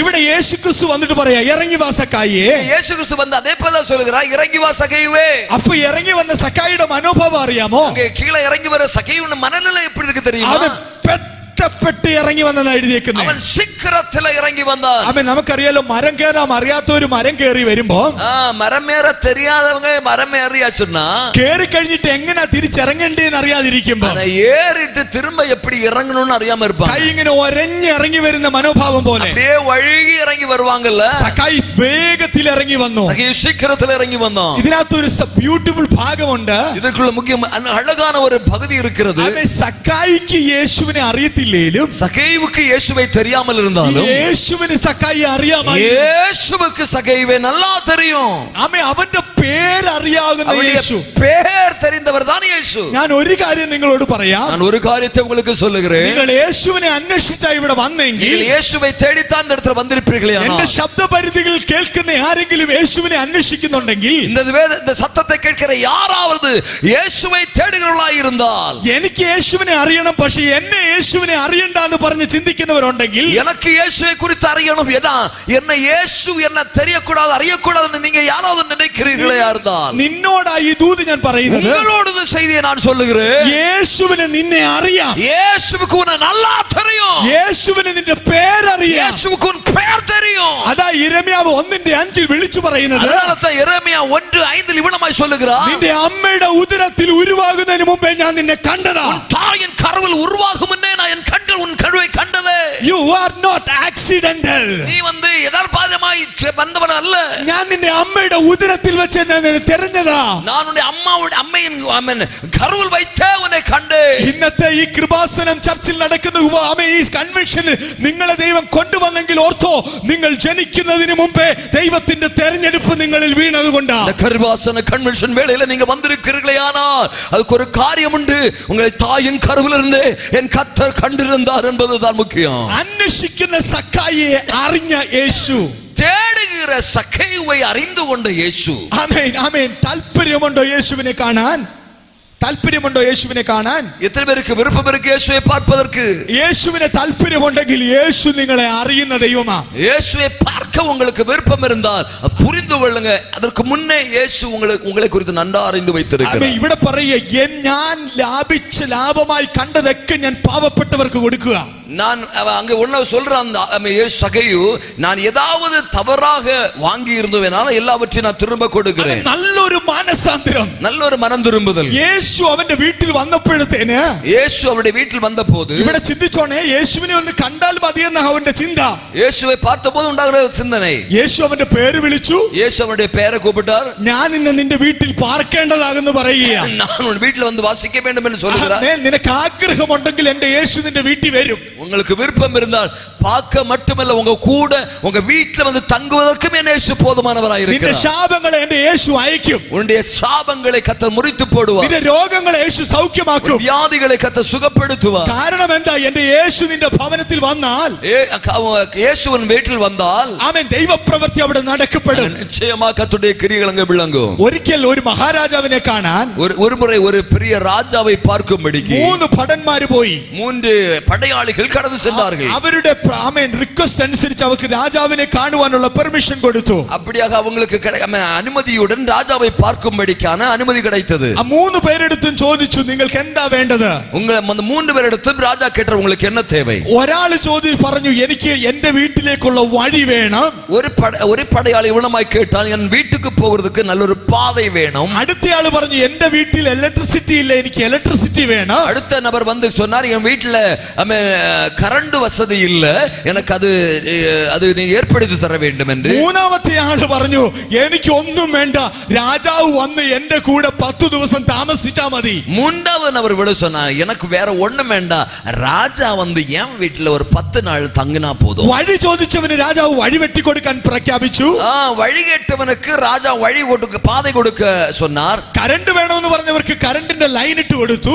ഇലക്ട്രിസിറ്റി വേണമെന്ന് കേട്ടവർക്ക് ഇലക്ട്രിസിറ്റി കൊടുക്ക മുൻപണ്ടാ. പക്ഷേ രാജാവ് വരണമെന്ന് പറഞ്ഞവർക്ക്, രാജാവ് വേണമെന്ന് சொன்னப்போ അവന്റെ ഭടന്മാരെ ആ വീട്ടിലേക്ക് അയച്ചു. முதலாவதாக தன்னுடைய படையாளிகளை தன்னுடைய வீட்டுக்கு அனுப்பினார். രാജാവിന്റെ രഥം പോവാനുള്ള വലിയ ഹൈവേ വീട്ടിലേക്ക് പണിതു. ராஜாவுடைய ராஜ ரதம் போவதற்கான தேவையான விசாலமான வழி உருவானது. വീട്ടിൽ കറണ്ട് ഇലക്ട്രിസിറ്റി കിട്ടി. വീട്ടിലുള്ള എല്ലാ കറണ്ട് ഇലക്ട്രിസിറ്റി വന്നത്. മനോഹരമായ ഒരു ബംഗ്ലാവ് അവിടെ പണിതു കൊടുത്തു. அங்க பெரிய ஒரு கொட்டாரம் போல உள்ள பெங்களோ அவனுக்கு അതിനുള്ള എല്ലാ സൗകര്യങ്ങളും പണിതു കൊടുത്തു. എല്ലാ സൗകര്യങ്ങളും വന്നത്. കാരണം മഹാരാജാവ് വന്ന് 10 ദിവസം താമസിക്കാൻ പോകുക. കാരണം பெரிய மகாராஜாவு அவன் வீட்ல வந்து 10 நாள் தங்க போகிறார். ഇതിനകത്ത് ആരാ ജ്ഞാനി? ഇതിലത് யார்தான் புத்திமான்? കറണ്ട് ചോദിച്ചവനാണോ ജ്ഞാനി? കറണ്ട് കേട്ടവൻ தான் புத்திமானா? വഴി ചോദിച്ചവനാണോ ജ്ഞാനി? വഴി കേട്ടവൻ தான் புத்திமானா? ഇന്ന് നീ കറണ്ട് ചോദിച്ചും വഴി ചോദിച്ചും ഇവിടെ ഇരിക്കല്ലേ. நீங்க இந்த இடத்துல வழி கேட்டும் கரண்ட் கேட்டு உட்கார்ந்து இருக்காதீங்க. മഹാരാജാവിനെ വീട്ടിലോട്ട് വിളിക്ക്. ராஜாவை உங்க வீட்டுல கூப்பிடுங்க. രാജാവ് ഉണ്ടെങ്കിൽ പിന്നെ എന്തിന്റെ കുറവാ ഉള്ളത്? ராஜா உங்க வீட்டுல வந்த பின்ன எதுக்கு குறைவு உண்டாகும்? നിന്റെ വീട്ടിനെ മാറ്റുവാൻ എന്റെ രാജാവിന് കഴിയും. വീട്ടുടെ നിലമയെ മാറ്റുവதற்கு രാജാവാൽ முடியும். സക്കായിയെ, ഞാൻ നിന്റെ വീട്ടിലേക്ക് വരികയാ. സഖായിയെ பார்த்து சொன்னார், சகைவே நாமும் வீட்டுல வருகிறேன். ആമേൻ. നീ എന്നെ ഒന്ന് കാണാൻ നോക്കിയതേ ഉള്ളൂ. நீ என்ன காண்பதற்காகத்தான் விரும்புறேன். പക്ഷേ ഞാൻ നിന്റെ വീട്ടിലേക്ക് വരികയാണ്. நான் உன் வீட்டுல வருகிறேன். യേശുവിനെ കാണാൻ ആഗ്രഹിച്ചവർ ആരെങ്കിലും ഇവിടെ ഉണ്ടെങ്കിൽ, இயேசுவை பார்க்க தேடின யாராவது இங்க இருப்பீர்களே ஆனால், നിന്റെ പേര് എന്റെ യേശുവിന് അറിയാം. உங்க பேர் യേശുவுக்கு தெரியும். അവിടെ കൊണ്ട് നിൽക്കുകയല്ല அதோட ചെയ്യുന്നത്. நிப்பாட்டப்படவில்லை. നിന്റെ വീട്ടിൽ വരുന്ന ഒരു യേശു. என் இயேசு உங்க வீட்டிலே வருகிறவர். മറ്റുള്ളവർ എന്തും പറഞ്ഞോട്ടെ, மற்றவர்கள் என்ன வேணும் சொல்லட்டும், നിന്റെ വീട്ടിൽ വരുന്ന യേശു. இங்க உங்க வீட்டுல வருகிற இயேசு. യേശു നിന്റെ വീട്ടിൽ വന്നാൽ നിന്റെ കുഞ്ഞുങ്ങളുടെ കാര്യം എന്റെ യേശു നോക്കത്തില്ലേ? உங்க வீட்டுல இயேசு வந்த உங்க பிள்ளைகளுடைய காரியத்தை இயேசு பார்க்க மாட்டாரா? അത് യേശു നിന്റെ വീട്ടിൽ വന്നാൽ നിന്റെ കടഭാരം യേശു നോക്കത്തില്ലേ? உங்க வீட்டுல இயேசு வந்த உங்களுக்கு இருக்கிற கடன் பிரச்சனையை எங்க இயேசு பரிகரிக்க അവനത് மாட்டாரா? വലിയ കാര്യമല്ല. അതൊന്നും യേശുவுக்கு பெரிய காரியமல்ல. എന്റെ യേശുവിനെ എന്റെ അടുക്കലേക്ക് ഒന്ന് വിളിക്കാൻ കഴിയുമോ? உங்க இயேசுவை உங்க பக்கத்துல உங்க வீட்டுல ஒண்ணு அழைக்க முடியுமா? ഒന്ന് സക്കായി യേശുവിനെ കാണുവാൻ ആഗ്രഹിച്ചു. ஒன்று சகேயு இயேசுவை பார்க்க விரும்பினான். അവൻ നിന്റെ അമ്മയുടെ ഉദരത്തിൽ വെച്ച് കണ്ട ഒരു യേശു. உங்க தாயின் கருவில் வைத்தே உங்களை கണ്ട என் இயேசு. നിങ്ങൾക്കറിയാമോ യേശു ക്രിസ്തുവിന്റെ ശിഷ്യന്മാരെ യേശു ക്രിസ്തു വിളിച്ചുകൊണ്ടിരിക്കുക. இயேசு கிறிஸ்துவுடைய சீஷர்களை இயேசு அழைத்துக் கொண்டிருந்தார். അവൻ നമുക്കറിയാം ഫിലിപ്പോസ് വന്ന് അവൻ ഒരു ശിഷ്യനെ പരിചയപ്പെടുത്തി കൊടുത്തു. பிலிப்பு வந்து அவருடைய சிஷ்யனை அவருக்கு அறிமுகப்படுத்தி கொடுத்தார். അവൻ ബെഥനിയേൽ എന്ന പേരാണ്. பெதனியேல் என்ற பேரு. അവൻ അത്യന്റെ കീഴിൽ നിൽക്കുകയാണ്. അവൻ അത് അത്തിമരത്തിൻ കീഴെ അവനെ വെച്ച് കണ്ടു. യേശുവിന്റെ അടുത്ത് വന്നപ്പോൾ ചോദിച്ചു, നിനക്ക് എന്നെ അറിയാമോ? അവൻ പേര് പറഞ്ഞപ്പോൾ എന്നെ അറിയാമോ എന്ന് ചോദിച്ചു. യേശുവിടത്തിൽ വന്നപ്പോൾ ഉനക്ക് എന്നെ தெரியுமான்னு கேட்டார். അപ്പോൾ യേശു പറയുക, നീ അത്തിയുടെ കീഴിൽ ഇരിക്കുമ്പോഴേ ഞാൻ നിന്നെ കണ്ടതാ. അപ്പോൾ യേശു അവനെ பார்த்து சொன்னார், അത്തിമരത്തിൻ കീഴിൽ ഇരിക്കുമ്പോഴേ ഞാൻ ഉന്നെ കണ്ടேன். അപ്പോൾ അവന്റെ സംശയം, അപ്പോൾ നമുക്കറിയാം അത്തിയുടെ കീഴിൽ എന്താ പ്രത്യേകത? അപ്പോൾ അവർക്ക് നമുക്ക് ഒരു സന്ദേഹം വരും, അത്തി മരത്തിൻ കീഴിൽ എന്നാ വിശേഷം? അന്നത്തെ കാലത്ത് വചനം പഠിക്കുവാൻ തിരുവെഴുത്ത് റയറാ. അങ്ങനെ ഉള്ളിടത്ത് അത്തിയുടെ കീഴിൽ വെച്ച് ഒരു പഠനമുണ്ട്, ആ തിരുവെഴുത്ത് പഠിക്കുന്ന ഒരു പഠനം. മുൻകാലങ്ങളിൽ വേദ പഠിപ്പதற்கான அந்த வாய்ப்புகள் அநேகம் குறைவு. அநேகர் வந்து அந்த அத்திமரத்தின் கீழே இருந்து தான் நிழலாய் இருக்குமே வேத எழுத்துக்களை பற்றிக்கொள்ளும்படி கற்றுக்கொள்ளும்படி தன்னுடைய குருக்களோட போதகர்கள் கூட வந்திருப்பார்கள். അപ്പൊ ദൈവത്തെ അന്വേഷിക്കുമ്പോഴേ ഞാൻ നിന്നെ കണ്ടതാണെന്ന് ഫിലിപ്പോസിനോട് പറയുക. வேத எழுத்துல படிக்கக்கூடிய ஆர்வம் தேவனை தேடுவதற்கான ஒரு ஆர்வம் என்பதை தேவன் புரிந்து கொண்டு தான் நத்தனியேலை பார்த்து ஆண்டவரிடமாய் சொன்னார், நீ அத்திமரத்தின் கீழ் இருக்கும்போதே நான் உன்னை கண்டு கொண்டேன். ആമേൻ. നിന്നോട് ഒരു ദൂത് എനിക്ക് പറയാനുണ്ട്. உங்களோட எனக்கு செய்தியை சொல்ல உண்டு. ഇന്ന് ആ ഗ്രൗണ്ടിൽ ഇരിക്കുമ്പോഴല്ല ദൈവം നിന്നെ കണ്ടത്. நீங்க கிரவுண்ட்ல இருக்கும் போதல்ல கர்த்தர் உங்களை ഈ கண்டது. ദൈവത്തെ നീ പണ്ട് അന്വേഷിച്ചപ്പോഴേ നിന്റെ കുടുംബത്തെ കണ്ട ദൈവമായി. என்னைக்கு தேவனை பார்க்க வேண்டும் முழங்கால் படி போட்டாயோ அன்னைக்கே என் ஆண்டவர் உங்களை பார்த்திருக்கிறார். അറിഞ്ഞ സക്കായി പിന്നെ പറയുക, ഇനി ഞാൻ ഇതിൽ കണ്ടിന്യൂ ചെയ്യുന്നില്ല. நான் அதை அறிந்து கொண்ட சகைவின்னு சொன்ன, நான் இனி என்னுடைய தீய பழக்கங்களை நான் தொடர விரும்பவில்லை. ഞാൻ യേശുവിൻ മറ്റുള്ളവർക്ക് അനീതിയായി കൈകേറിയതെല്ലാം ഞാൻ തിരിച്ചു കൊടുക്കുകയാണ്. நான் எதெல்லாம் அநீதியாக மற்றவங்களிடத்தில் வாங்கினதோ അതെല്ലാം നാളത്തന്നെയായി திரும்ப கொடுக்கிறேன் என்று. സെന്റ് അഗസ്റ്റിൻ എന്ന് പറഞ്ഞ ഒരു ദൈവ മനുഷ്യനുണ്ടായിരുന്നു. സെന്റ് അഗസ്റ്റിൻ என்று சொல்லக்கூடிய മുൻ പിതാ സഭை போதகர் ஒருவர் இருந்தார். അദ്ദേഹം വളരെ തിന്മയായി പാപിയായ ഒരു മനുഷ്യനായിരുന്നു. மிக கொடூரமான பாவியான மனுஷனாயிருந்தார். പക്ഷേ എപ്പോൾ യേശുവിനെ മനസ്സിലാക്കിയോ, ஆனால் எப்போது இயேசுவை குறித்து அவர் அறிந்து கொண்டாரோ, എപ്പോൾ യേശുവിനെ അറിഞ്ഞതോ, இயேசுவை எப்போ புரிந்து கொண்டாரோ, അവൻ പുതിയ സൃഷ്ടിയായി. அவர் புதிய சிருஷ்டியாக மாற்றப்பட்டார். അവൻ പറഞ്ഞു, ഇനി ഞാൻ പഴയ ആളല്ല. அவர் சொன்னார், இனி நான் பழைய ஆளல்ல. അവൻ അന്ന് പുതിയ തീരുമാനം എടുത്തു. அன்னைக்கு ஒரு புதிய தீர்மானத்தை അവൻ எடுத்தார். ഡ്രഗ്സിനും മയക്കുമരുന്നിനും അടിമയായ അദ്ദേഹം യേശുവിനെ അറിഞ്ഞപ്പോൾ അതിനെ ഒറ്റ ദിവസം കൊണ്ട് മാറ്റിക്കളഞ്ഞു. மயக்குமருந்துக்கு அடிமையாயிருந்த அந்த மனுஷன் இயேசு கிறிஸ்துவை அறிந்த போது ஒற்ற நாளிலே அது எல்லாவற்றையும் வேண்டாம் என்று விலக்கி விட்டார். എന്നിട്ട് അടുത്ത ദിവസം അദ്ദേഹത്തിന്റെ കൂട്ടുകാർ വന്ന് വിളിച്ചു, വാ നമുക്ക് മദ്യഷാപ്പിലേക്ക് പോവാം. அடுத்த நாள் அவருடைய நண்பர்கள் சேர்ந்து அழைத்தார்கள், நமக்கு மது அருந்த போகும் என்று கூப்பிட்டார்கள். ആ പഴയ മനുഷ്യൻ മരിച്ചുപോയി. அவர் சொன்னார், அந்த பழைய மனிதன் மரித்து போய் விட்டான். ഇത് പുതിയ സൃഷ്ടിയാ. புதிய சென்ட் அகஸ்டின். ഇവൻ കള്ള് ഷാപ്പിൽ പോകത്തില്ല. இந்த புதிய மனுஷன் கள்ளு சாப்புக்கு போக ഇത് மாட்டான். ദൈവത്തെ ആരാധിക്കാൻ പോകുന്ന പുതിയ സൃഷ്ടിയാ. இவன் தேவனை ஆராதிக்க போகிற புதிய சிருஷ்டி. ഇന്ന് ഇവിടെ ഇരിക്കുന്ന പുതിയ സൃഷ്ടിയെ, இங்க இருக்கிற புதிய சிருஷ்டிகளே, ദൈവത്തിന്റെ ആത്മാവ് നിന്റെ ഉള്ളിലുണ്ട്. தேவனுடைய ஆவி உங்க உள்ளில் இருக்கிறது. നീ ദൈവത്തെ അന്വേഷിക്കാൻ ശ്രമിച്ചാൽ, நீ தேவனை தேட ஆரம்பித்தால். രണ്ടാമതായി നമുക്ക് കാണാൻ കഴിയും, இரண்டாவதாக മർക്കോസിന്റെ 5-ാമത്തെ അധ്യായം, மார்க்கு எழுதின சுவிசேஷம் 5வது அதிகாரம் 28-ാമത്തെ വാക്യം, 28வது வசனம். അവിടെ ഇങ്ങനെയാ എഴുതിയിരിക്കുന്നത്. இங்க எழுதப்பட்டிருக்கிறது. ആമേൻ. അവിടെ വളരെ കൃത്യമായിട്ട് എഴുതിയിട്ടുണ്ട്, അവന്റെ വസ്ത്രത്തിലെങ്കിലും തൊട്ടാൽ എനിക്ക് ഞാൻ രക്ഷപ്പെടുമെന്ന് പറഞ്ഞ് പുരുഷാരത്തിൽ കൂടി പിറകിൽ വന്ന് അവന്റെ വസ്ത്രത്തിൽ തൊട്ടു. அவருடைய வஸ்திரத்தை தொட்டாலெங்கிலும் நான் சுகமடைவேன் என்று சொல்லி ജനക്കൂട്ടത്തുക്കുള്ളെ വന്ന് അവിടെ വസ്ത്രത്തെ തൊട്ട ഒരു സ്ത്രീയെ പറ്റി ആദ്യമേ നമ്മൾ കണ്ടു യേശുവിനെ ഒന്ന് കാണാൻ ശ്രമിച്ചവൻ, முதலாவதாக இயேசுவை ஒன்று பார்க்க விரும்புகிறவன், രണ്ടാമത് നമ്മൾ കാണുക യേശുവിനെ വസ്ത്രത്തിൽ ഒന്ന് തൊടാൻ ശ്രമിച്ചു. இரண்டாவதாக இயேசுவின் வஸ்திரத்தை ஒன்று தொட விரும்புகிறவள், the woman with the issue of blood. ஆமென். அந்த अनेक காரியங்களாய் இரத்த உதிரபோகமுள்ள ஒரு ஸ்திரீ, അവൾക്ക് യേശുവിനെ ഒന്ന് തൊട്ടാൽ മതി. அவளுக்கு இயேசுவை ஒன்று தொட்டால் போதும். നമുക്കറിയാം ലേവ്യ പുസ്തകം വായിക്കുമ്പോൾ லேவியராகமம் படிக்கும்போது ഇങ്ങനെയുള്ളവർ പബ്ലിക്കായി വരാൻ പാടില്ല. இப்படிப்பட்டவர்கள் பொதுக்கூட்டத்துக்குள் வரக்கூடாது. ഇത് 12 വർഷമായി ഇവൾ സഹിച്ചുകൊണ്ടിരിക്കുകയാണ്. 12 வருடமாக இந்த பெரும்பாലുള്ള സ്ത്രീ തന്നെ സഹിத்துக் കൊണ്ടിരിக்கிறாள். തനിക്ക് ഉള്ളതെല്ലാം വിറ്റ് വൈദ്യന്മാർക്ക് കൊടുത്തു. ഏറെ പരവേശിയായ സ്ത്രീ തനക്കുള്ളതെല്ലാവற்றையும் செலவழித்து വൈദ്യർക്ക് കൊടുത്തിട്ടും இன்னும் സുഖമടയാத ഒരു സ്ത്രീ. ഒന്ന് ചിന്തിച്ചോണേ, ഒന്ന് ഗവനിച്ചു പാരുங்க. നമുക്ക് രോഗമാകുമ്പോൾ നമ്മൾ വൈദ്യന്മാർ എടുത്തു പോയാൽ, நம்ம வியாதி வரும்போது நாம் அந்த மருத்துவரை நாடி போகிறோம். കാശ് കൊടുത്തിട്ടും രോഗം എന്തുവാന്ന് പോലും കണ്ടുപിടിക്കാൻ കഴിഞ്ഞില്ലെങ്കിൽ, எவ்வளவு பணம் செலவழித்திட்டும் என்ன வியாதின்னு அவங்களால கண்டுபிடிக்க முடியாமல் എന്തുമാത്രം വിഷമമായിരിക്കും നമുക്ക്. வாரம் வேதனை நமக்கு வரும். ഇത് ഒരു മാസമല്ല, இது ஒரு மாதமாக அல்ல, ഒരു വർഷമല്ല, ஒரு வருஷமாக அல்ல, 6 വർഷമല്ല, 6 வருஷமாக அல்ல, 12 വർഷം കഠിനമായി സഹിച്ച ഒരു സ്ത്രീ, 12 வருடமாக இந்த வேதனையை சகித்துக் கொண்டிருக்கிற ஒரு சகோதரி. നിയമം പറയുക ഇവൾ ആൾക്കൂട്ടത്തിൽ വരരുത്. നിയമം சட்டம் சொல்லுகிறது இவள் ஆள்கூட்டத்துக்குள்ள ஜனக்கூட்டத்துக்குள்ள வரக்கூடாது. നിയമം പറയുക ഇവൾ തൊട്ടത് അശുദ്ധമാകും. சட்டம் சொல்லுகிறது இவள் எதையாவது தொட்டால் அது அசுத்தமாக மாறும். അങ്ങനെ ഇവളെ പബ്ലിക്കിൽ നിന്ന് മാറ്റി നിർത്തിയിരിക്കുകയാണ്. அவனமாக இவளை பொது கூட்டத்திலிருந்து இவளை தூரமாய் விலக்கி நிறுத்தி இருக்கிறார். പക്ഷേ ഇവൾ സ്വന്തമായിട്ട് ഒരു തീരുമാനം എടുക്കുക. ஆனால் இவள் சொந்தமாக ஒரு தீர்மானம் எடுக்கிறாள். എന്റെ യേശുവിന്റെ വസ്ത്രത്തിന്റെ തൊങ്കൽ തൊട്ടാൽ, என் இயேசுவின் வஸ்திரத்தினுடைய தொங்கலை தொட்டாலாவது എനിക്ക് സൗഖ്യമാകും, எனக்கு சுகம் வரும். പക്ഷെ അവിടെ അവൾ ചിന്തിക്കുക, அங்க அவள் சிந்திக்கிறாள், ഞാൻ തൊട്ടാൽ യേശു അശുദ്ധമാകത്തില്ലേ? நான் தொட்டால் இயேசு அசுத்தமாவாரா? ആമേ, അങ്ങനെയാണെങ്കിൽ അത് തെറ്റല്ലേ? அப்படியானால் அது தவறாய் இருக்குமே. തിരുവെഴുത്തിൽ പറയുക, ഞാൻ തൊടുന്നത് അശുദ്ധമാകുകയാണല്ലോ. வேதம் சொல்லுகிறது நான் தொடுவதெல்லாம் அசுத்தமாய் தீருமே. ഇവിടെ ഒട്ടും ഭേദം വരാത്ത സ്ത്രീ എന്ന് എഴുതിയേക്കുന്നത്, இங்க ഒട്ടും ഗുണമാകാத സ്ത്രീ என்பதை വേദം சொல்லுகிறது. അവിടെ പദം ഇങ്ങനെ എഴുതിയേക്കുന്ന പരവശിയായ സ്ത്രീ. അവിടെ വേദം சொல்லுகிறது പരവശിയായ സ്ത്രീ, ഒട്ടും ഭേദം വരാതെ പരവശിയായ സ്ത്രീ, ഒന്നും ഗുണമാകാതെ പെരുമ്പാടുള്ള സ്ത്രീ. അവൾ യേശുവിന്റെ വർത്തമാനം കേട്ടു. അവൾ യേശുവിൻ குறித்துள்ள செய்தியை கேட்டாள். ഇന്ന് ഞങ്ങൾ എന്തിനാ യേശുവിന്റെ വർത്തമാനം പറയുന്നത്? நாங்கள் ஏன் இந்த இயேசுவை குறித்துள்ள செய்தியை சொல்லுகிறோம் தெரியுமா? ഞങ്ങൾ എന്തിനാ ഈ ഉച്ചഭാഷണി വെച്ച് യേശുവിന്റെ വർത്തമാനം പറയുന്നത്? ஏன் இவ்வளவுக்கு மைக் செட் போட்டு நாங்க இந்த இயேசு கிறிஸ்துவை சொல்லுகிறோம் தெரியுமா? ആരെങ്കിലും അവൻ പരവശിയായി ഇരിപ്പുണ്ടെങ്കിൽ, யாராவது இப்படிப்பட்ட நிலையில இருப்பவர்களே ஆனால், എന്റെ യേശു നിന്നെ സൗഖ്യമാക്കുന്നത് പറയാനാ.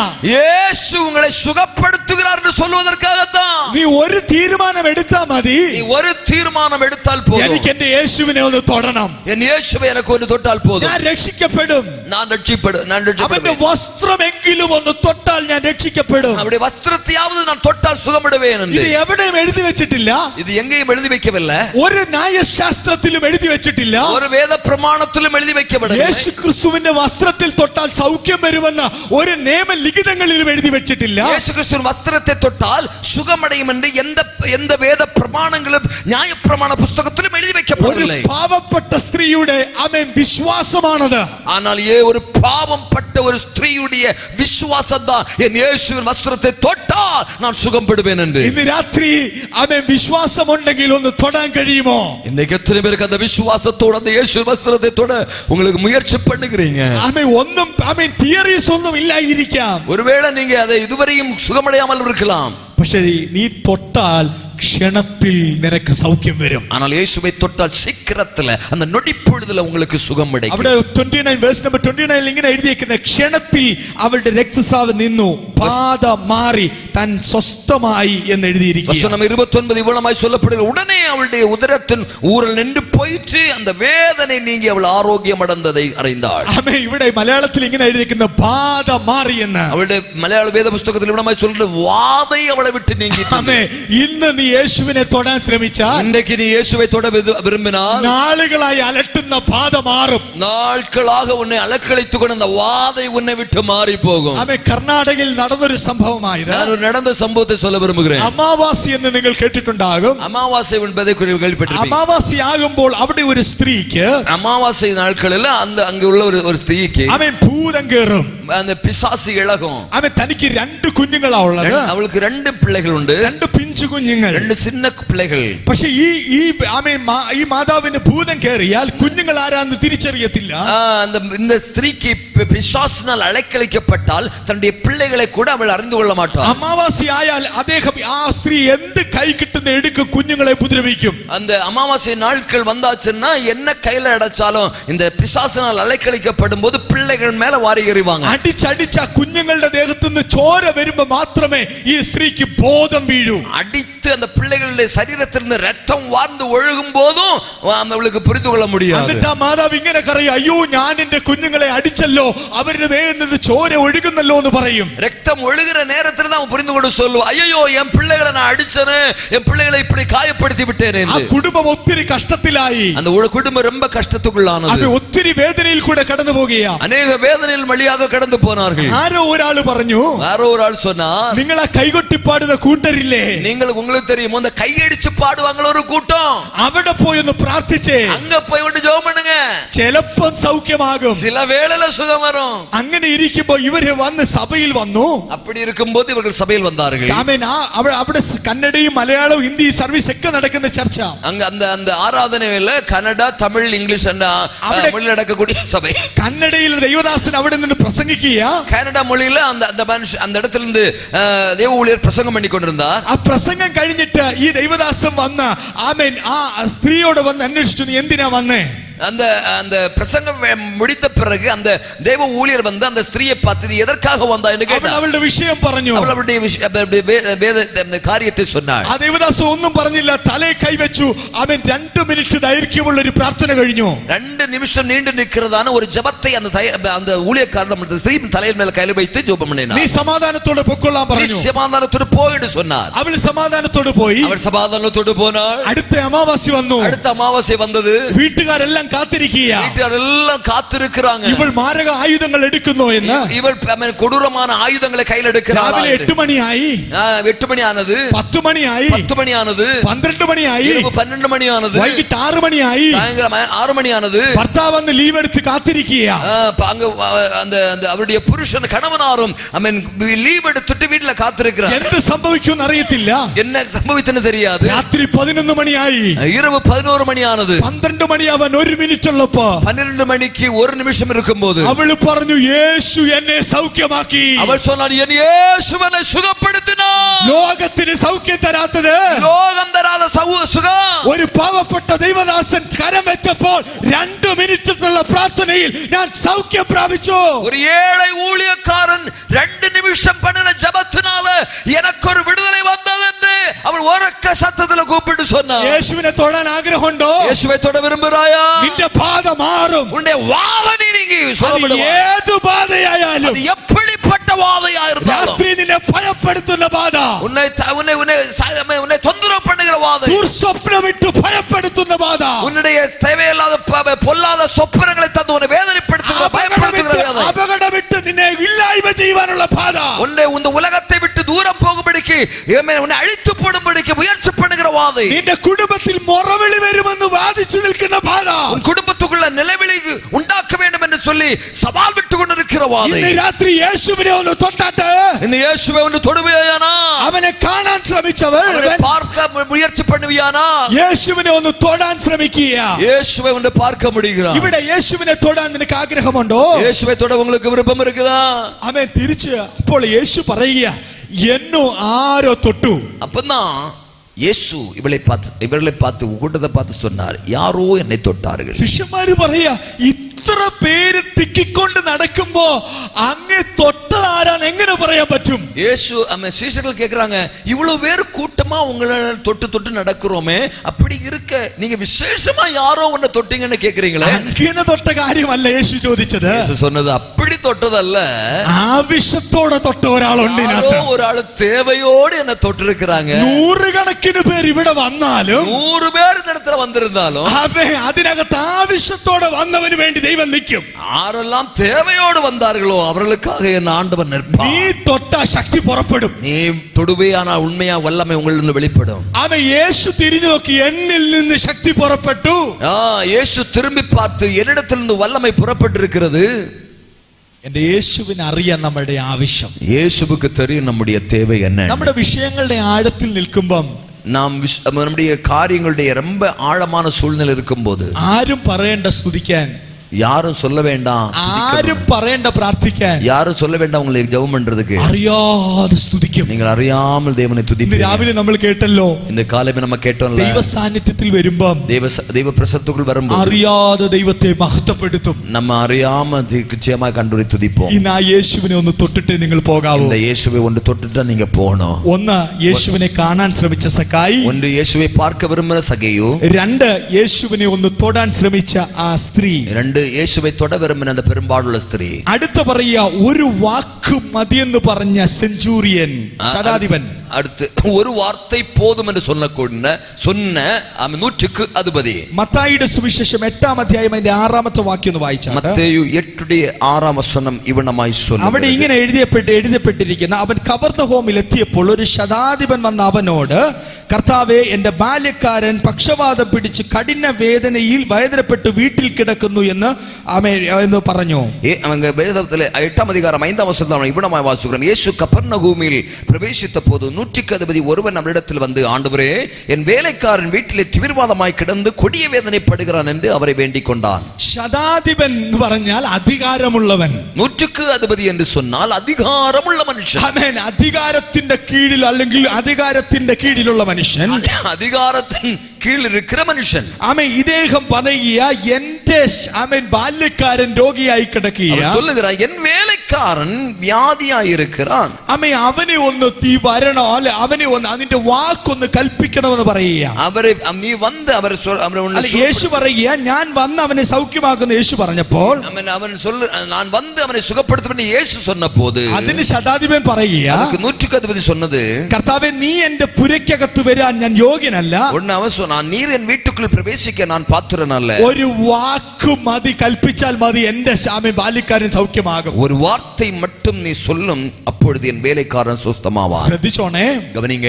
യേശുവിനെ കാണാൻ ശ്രമിച്ചവൻ, യേശുவை பார்க்க விரும்பினவன், യേശുവിനെ തൊടാൻ ശ്രമിച്ചവൻ, യേശുவை தொடுவதற்காக முயற்சி பண்ணவள், കാണുകയും വേണ്ട, തൊടുകയും വേണ്ട, വീട്ടിൽ വരികയും വേണ്ട, നീ ഒരു വാക്ക് പറഞ്ഞാ മതി എന്ന് പറയുക. பார்க்கவும் வேண்டாம், தொடவும் வேண்டாம், ஒரு வார்த்தை மட்டும் சொன்னா போதும்னு சொல்லுகிற மனுஷன். യേശുവിന്റെ അടുക്കിലേക്ക് ഇന്ന് രാത്രികാലം ആരെങ്കിലും പറയുമോ, എന്റെ കുടുംബത്തിന് വേണ്ടി ഒരു വാക്ക് ചൊല്ലാൻ പറയുമോ? ദൈവ സമുഖത്തിൽ വന്നിരിക്കുന്ന ദൈവ പിള്ളകളെ பார்த்து கேட்கிறேன், எத்தனை பேருக்கு சொல்ல மனம் இருக்குது, ஆண்டவரே, ஒரு வார்த்தை மட்டும் என் குடும்பத்தை பார்த்து சொல்லுங்கப்பா. ഒരു വാക്ക് പറഞ്ഞാൽ എന്റെ ദൈവം സൗഖ്യമാക്കും. என் ஒரு வார்த்தை சொன்னால் எனக்கு ஒரு விடுதலை உண்டாகும். അമ്മ 2010 നടന്ന ഒരു സംഭവമാ. 2010 வருடம் நடந்த ஒரு സംഭവം. ഞാൻ ഉദയ്പൂരിൽ താമസിക്കുന്ന സമയത്ത്, ഞാൻ രാജസ്ഥാൻ ഉദയ്പൂരിൽ വസിച്ചു കൊണ്ടിരിക്കും. അവിടെ ഞങ്ങൾ താമസിക്കുന്നതിന്റെ ആ സഞ്ജയ് പാർക്ക് എന്ന് പറഞ്ഞ സ്ഥലത്താണ് താമസിക്കുന്നത്. ഞാൻ பார்த்துக்கொண்ட സഞ്ജയ് പാർക്ക് എന്ന് சொல்லக்கூடிய அந்த இடத்துல, അവിടെ ഞങ്ങൾക്കൊരു ചർച്ച് ഉണ്ട്. அங்கே ஒரு சபை இருக்கிறது. 7 ദിവസത്തെ ഉപവാസ പ്രാർത്ഥന സഭയിൽ നടക്കുകയാണ്. 7 നാളുള്ള ഉപവാസ കൂട്ടം അങ്ങനെ നടന്നുകൊണ്ടിരിക്കുന്നു. ആമേൻ. ഞങ്ങൾക്കറിയാം, ആ സഭയുടെ അടുത്ത് ഈ ഭൂതങ്ങളെ പുറത്താക്കുന്ന ഒരു ആമേൻ കൂട്ടം അവിടെ ഉണ്ട്.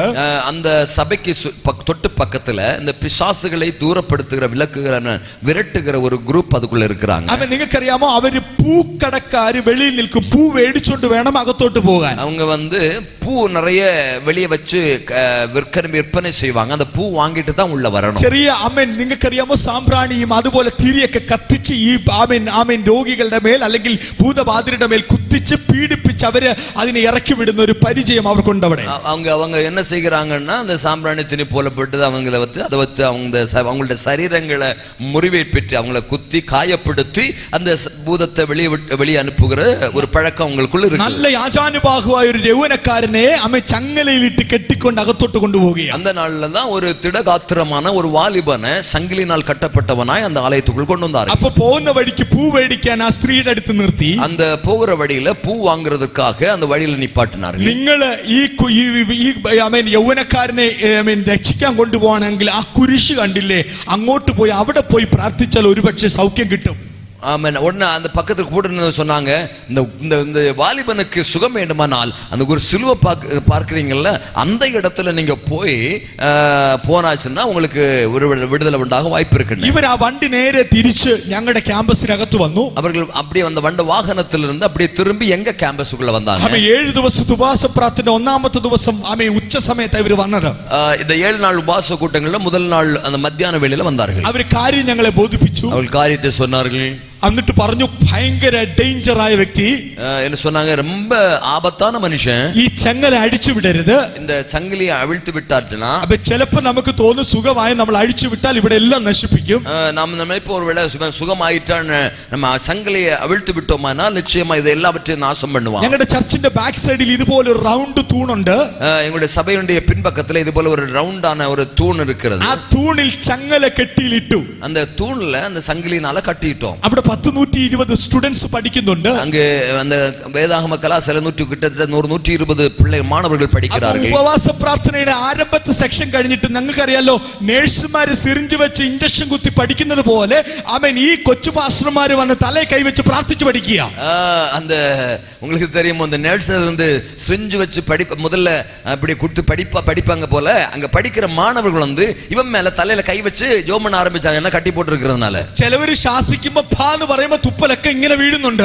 அவங்க கடிந்து கொள்ளும் போது அவங்க வாயில துப்பல் எல்லாம் அவங்க மேல விழுந்துட்டே இருக்குது. പക്ഷെ ഓരോ പ്രാർത്ഥന കഴിഞ്ഞിട്ട് ഇങ്ങനെ നടന്നുകൊണ്ടിരിക്കുക. ഓരോ സെക്ഷനിലും ഇവളും നടന്നിട്ട് இருக்குது. ആമേ ശനിയാഴ്ച വൈകിട്ടായി, சனிக்கிழமை இரவாயிட்டு ഈ സുഖമായോ ഇല്ലയോ എന്ന് അറിയത്തില്ലല്ലോ. இவனுக்கு சுகமாச்சோ இல்லன்னு தெரியாதுல்ல. ഇദ്ദേഹം ശാന്തമായി ഇരിക്കുക. இவன் மௌனமா இருக்கிறான். ഞങ്ങൾ വിചാരിച്ചു അമ്മ ചെങ്ങല അഴിക്കാമെന്ന്.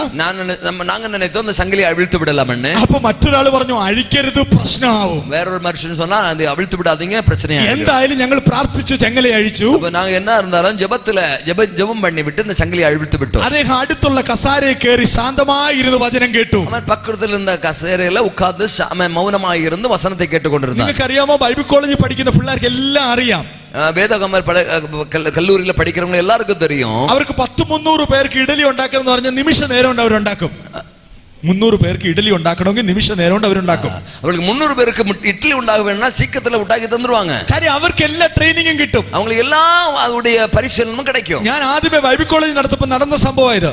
என்னுடைய முதல் வேதாகம கல்லூரியில் நடந்த சம்பவம். ഞാൻ പ്രസംഗിക്കാൻ ബൈബിൾ കോളേജിൽ ചേർന്നപ്പോൾ நான் பிரசங்கம் பண்றதுக்கு வேதாகம கல்லூரியில் சொன்னபோது ലീഡർ വന്ന് 4 മണിക്ക് എന്നെ എഴുന്നേൽപ്പിച്ചു. 4 മണിക്ക് வந்து என்ன எழும்ப பண்ணுனாங்க. എന്നിട്ട് ഒരു കത്തി എന്റെ കയ്യിലേക്ക് തന്നു.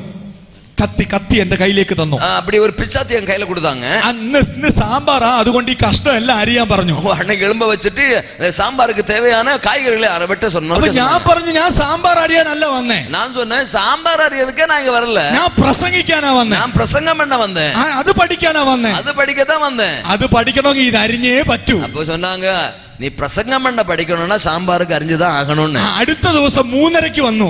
அடுத்த நாள் 3:30 மணிக்கு வந்தாங்க. അപ്പൊ ഞാൻ ചോദിച്ചു, ഇന്നെന്തോ 3:30 വന്നേ? இதே 3:30 மணிக்கு வந்திருக்கீங்க? ആമേ 10:11 മണിക്കാ കിടക്കുന്നേ. ராத்திரி 10:30 மணிக்கு தான் படுக்கிறது. പറഞ്ഞു ഇന്ന് ഇഡലി ഡ്യൂട്ടിയാ. ഇഡലി ഡ്യൂട്ടി. இன்னைக்கு இட்லி வேக வைக்க வேண்டிய டியூட்டி. അത് 100-300 പേർക്ക് ഉണ്ടാക്കേണ്ട, രാവിലെ എഴുന്നേറ്റാലേ തീരൂ. அது நிறைய பேருக்கு அது பாஜகம் பண்ண வேண்டியதனால காலம் எழுப்பிட்டாகணும். എന്റെ വിചാരം നേരെ കയറി മൈക്ക് പിടിച്ച് അങ്ങ് പ്രസംഗിച്ചാ മതി എന്നാ. ஊழியக்காரங்கிறது மேடையில ஏறி மைக்க பிடிச்சு பிரசங்கம் பண்றது. ബൈബിൾ കോളേജിൽ ആദ്യത്തെ ട്രെയിനിങ് ഇതൊക്കെയാ. உங்களுக்கு தெரியுமா, வேதாகம கல்லூரி முதல் ட்ரைனிங் இதுதான். എക്സാമ്പിൾ വേണമെങ്കിൽ അവരോടൊക്കെ ചോദിച്ചാ മതി. உங்களுக்கு அது புரிந்து கொள்ளணும்னா இங்க படிக்கிற பிள்ளைகள் இருக்காங்களா கேட்டா போதும். അങ്ങനെ നിങ്ങൾക്കറിയാമോ, ബൈബിൾ കോളേജിലുള്ള പിള്ളേർക്ക് എല്ലാം അറിയാം. அதனால வேதாகம பள்ளியில படித்தவங்களுக்கு எல்லாருக்கும் எல்லாம் நல்லா தெரியும். മുടി വെട്ടണോ അവർ വെട്ടി തരും. முடி வெட்டணும்னா அதுவும் வெட்டி தருவாங்க. ഷേവ് ചെയ്യണോ അവർ ചെയ്തു തരും. ഷേവ് பண்ணணுமா അதையும் பண்ணி தருவாங்க. അവർക്ക് അറിയാത്ത പരിപാടിയില്ല. அவங்களுக்கு അറിയാമോ ഒന്നും ഇല്ല. നിങ്ങൾക്കറിയാമോ, ശനിയാഴ്ച രാത്രി പ്രാർത്ഥന കഴിഞ്ഞ് சனிக்கிழமை இரவு ஜெபம் முடிந்தது. ഒരാള് സിസർ കൊണ്ട് വന്ന് നല്ലോണം മുടി അങ്ങ് വെട്ടി. ஒரு ஆளு கத்திரி கொண்டு வந்து அந்த சுகவீனமாய் வந்த மனுஷனுக்கு தலைமுடி எல்லாம் வெட்டி നല്ല മൂവി സ്റ്റൈലിൽ മുടി അങ്ങ് വെട്ടി. நல்ல நீட்டாக முடியை வெட்டி விட்டாங்க. അത് കഴിഞ്ഞിട്ട് അവൻ നേരെ താടിയൊക്കെ ഒന്ന് ഷേപ്പ് ചെയ്ത് ട്രിം ചെയ്ത് നല്ല ക്ലീൻ ഷേവ് അങ്ങ് ചെയ്തു. அதுக்கு பிறகு தாடியை முடியெல்லாம் க்ளீன் ஷேவ் பண்ணி விட்டுட்டாங்க. വേറൊരു സ്റ്റുഡന്റ് പോയി ഇവനെ കുളിപ്പിച്ചോണ്ട് വന്നു. வேறொரு மாணவன் போய் அவனை குளிப்பாட்டிட்டு வந்தான். വേർത്ത വന്ന് നല്ല വെള്ള ഷർട്ട് ഇങ്ങനെ എടുത്തു കൊടുത്തു. അവന് വേർത്ത് വന്ന് നല്ല முடியலைகள் போட்டு அவனுக்கு ஆடைகளை அணிவித்தான். വേറെ ആള് നല്ല പാന്റ് ഇട്ട് കൊടുത്തു. நல்ல பேண்ட் போட்டு கொடுத்தாங்க. നോക്കിയപ്പോ ഒരു സുന്ദര കുട്ടപ്പനായി ഞായറാഴ്ച രാവിലെ വന്ന് മുമ്പിലിരിക്കുക. இப்போ நல்ல ஒரு அழகான ஒரு மனுஷனா வந்து ஆராதனைக்கு வந்து முன்னாடி உட்கார்ந்து இருக்கிறான். നിങ്ങൾക്കറിയാമോ ഇവനെ കൊണ്ടുപോകാൻ ഞായറാഴ്ച ഉച്ച കഴിഞ്ഞ് ആൾക്കാർ വരികയാ. இவனை கொண்டு வந்தவர்கள் ஞாயிற்றுக்கிழமை மத்தியானத்துக்கு ஆராதனைக்கு வருகிறார்கள். இவன் നോക്കുമ്പോൾ ഒരു കൊച്ചു മാസ്റ്ററായി കൈ ഉയർത്തി ദൈവത്തെ സ്തുതിക്കുക. இவர்கள் வந்து பார்க்கும்போது இவன் முன்னாடி இருந்த ஒரு சின்ன ஒரு பாஸ்டராக தேவனை மகிமைப்படுத்தி கரங்களை உயர்த்தி தேவனை துதித்துக் கொண்டிருக்கிறான். ലോകം ഭ്രാന്തൻ എന്ന് പറഞ്ഞവനെ, உலகம் அவனை பார்த்து பைத்தியக்காரன் சொன்னவனை, ലോകം പറഞ്ഞ ആമേൻ ഇവനെ കൊണ്ട് രക്ഷയില്ലെന്ന് പറഞ്ഞവനെ, உலகம் இவனை பார்த்து இனி இவனால முடியாது, இவன் தப்பிக்க முடியாதுன்னு சொன்னவனை, തിരുവെഴുത്തെടുക്കുവാൻ ദൈവത്തിന്റെ ശബ്ദത്തിന് കഴിയും. இந்த திருவேத எழுத்துக்களை எடுப்பதற்கு தேவனுடைய வார்த்தைக்கு முடியுமேயானால் ആ സ്റ്റോറി അവിടെ തീർന്നില്ല. அதோட முடியவில்லை. ഇന്നും രാജസ്ഥാന്റെ ഗ്രാമത്തിൽ ഈ വചനം എടുത്തുകൊണ്ട് സുവിശേഷം അറിയിക്കുകവൻ. இன்னைக்கு அந்த மனுஷன் ராஜஸ்தானுடைய நகரத்துல ஆமே ஸ்தோத்திரம் வேத வசனத்தை எடுத்துக்கொண்டு சுவிசேஷத்தை பிரசங்கம் பண்ணி கொண்டிருக்கிறான். കർത്താവേ ഒന്നും വേണ്ട, ഒരു വാക്ക് മതി. அதனால நான் சொல்லுறேன், வேற ஒண்ணு வேண்டாம், ஒரு வார்த்தை சொன்னால் போதும். ഇന്ന് രാത്രി നിന്റെ കുടുംബത്തിൽ ആ വാക്കൊന്ന് ഇറങ്ങട്ടെ. இந்த இரவில் உங்க குடும்பத்தில் அந்த வார்த்தை நிறைவேறுவதாக. എത്ര പേർക്ക് ആഗ്രഹമുണ്ട് എന്റെ കുടുംബത്തിൽ ആ വാക്കൊന്ന് ഇറങ്ങണമേ? எத்தனை பேர் விரும்புகிறீங்க என் குடும்பத்தில் அந்த வார்த்தை வெளிப்படட்டும்? ദൈവത്തെ അന്വേഷിക്കുന്ന ആമേൻ കാണാൻ വന്ന സക്കായി, യേശുவை பார்ப்பதற்காக வந்த சகேயு, ആമേൻ യേശുവിനെ ഒന്ന് തൊടാൻ വന്ന രക്തസ്രാവക്കാരി സ്ത്രീ, യേശുவை தொடுவதற்கு வந்த அந்த பெரும்பாടുള്ള സ്ത്രീ, വേണ്ടപ്പാ നീ എന്റെ പുരക്കകത്ത് വരണ്ട, അതിന് ഞാൻ യോഗ്യനല്ല, ഒരു വാക്ക് കൽപ്പിച്ചാ മതി എന്ന് പറയുന്ന ശതാധിപൻ. என் வீட்டுக்குள் வர நான் பாத்திரம் அல்ல, ஒரு வார்த்தை மட்டும் சொன்னால் போதும் என்று சொன்ன அந்த 100க்கு அதிபதி. നിന്റെ വിഷയം ഏതുമായിക്കോട്ടെ, உன்னுடைய பிரச்சனைகள் எதுவாயிருக்கும், വാക്ക് കൽപ്പിക്കുന്നവൻ ഇന്ന് ഇവിടെ വന്നിട്ടുണ്ട്. ஒரு வார்த்தையை சொல்லுகிறவர் இன்றைக்கும் இங்கு வந்திருக்கிறார். ഇരുവാഴ്ചയിലുള്ള വാളുള്ളവൻ ഇന്ന് ഇവിടെ വന്നിട്ടുണ്ട്. இருபுறமும் கருக்குள்ள பட்டயமாய் வந்திருக்கிறார். ഭാരത്ത് പൊൻകച്ച കെട്ടിയവൻ ഇന്ന് ഇവിടെ വന്നിട്ടുണ്ട്. മാർബിളിൽ പൊൻകച്ച കെട്ടിയവരായി ഇടത്തിൽ വന്നിരിக்கிறார். ആമേൻ ആമേൻ. 7 നക്ഷത്രം വലങ്കയിൽ പിടിച്ചവൻ ഇന്ന് ഇവിടെ വന്നിട്ടുണ്ട്. 7 നക്ഷത്രങ്ങളെ വലങ്കയിൽ താങ്ങി കൊണ്ടിരിക്കുന്ന ഇടത്തിൽ വന്നിരിக்கிறார். 7 നിലവിളക്കുകളുടെ നടുവിൽ കൂടെ ഉലാകുന്നവൻ ഇന്ന് ഇവിടെ വന്നിട്ടുണ്ട്.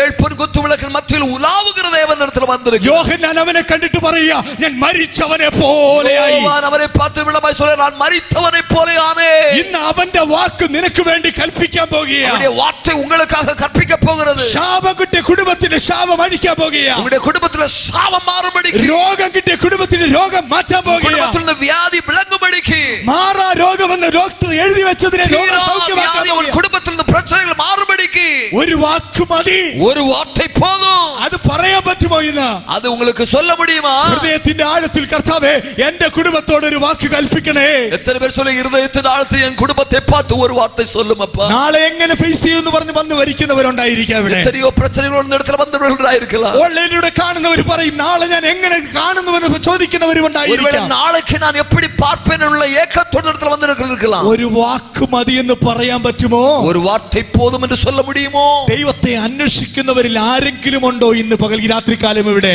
ഇവണ്ണമായി ദൈവനെ തേടുകിற யாராவது இங்க இருக்கிறீங்களா? ആമേൻ. ദൈവത്തെ അന്വേഷിക്കുന്നവരുണ്ടെങ്കിൽ ഒന്ന് കാണാൻ ശ്രമിച്ചാട്ട്.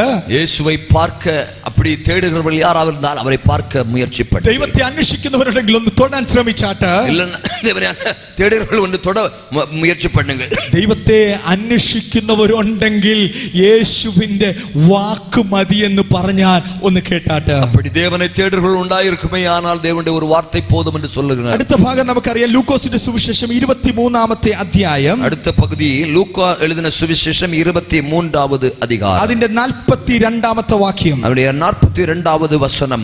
23-ാമത്തെ അധ്യായം അതിന്റെ 42-ാമത്തെ വാക്യത്തിൽ ഇങ്ങനെ കിടക്കുന്നേ. 23-ാം അധികാരം 42-ാം വചനം ഇവണമായി சொல்லுகிறது, പിന്നെ അവൻ യേശുവേ നീ രാജ്യത്വം പ്രാപിക്കുമ്പോൾ എന്നെയും ഓർക്കണമേ എന്ന് പറഞ്ഞു. യേശുവെ നോക്കി, ആണ്ടവരേ നീർ ഉമ്മുடைய രാജ്യത്തിൽ വരുമ്പോൾ അടിയനെ നിனைத்தருளும் என்றான். നമുക്കറിയാം ക്രൂശിലെ കള്ളൻ പറഞ്ഞ സ്റ്റേറ്റ്മെന്റ് ആയത്. നമുക്ക് தெரியும் ഇത് സിലുവയിൽ മരിച്ച ഒരു കുറ്റവാളിയുടെ യേശുവിന്റെ ഇരു സൈഡിലും 2 കുറ്റവാളികൾ ക്രൂശിക്കപ്പെട്ടതിന്റെ ഒരാൾ പറഞ്ഞ കാര്യമാണ്. യേശുവിന്റെ സിലുവயின் 2 பக்கமும் அறையப்பட்ட குற்றவாளிகளில் ஒருவன் சொன்ன வார்த்தை இது.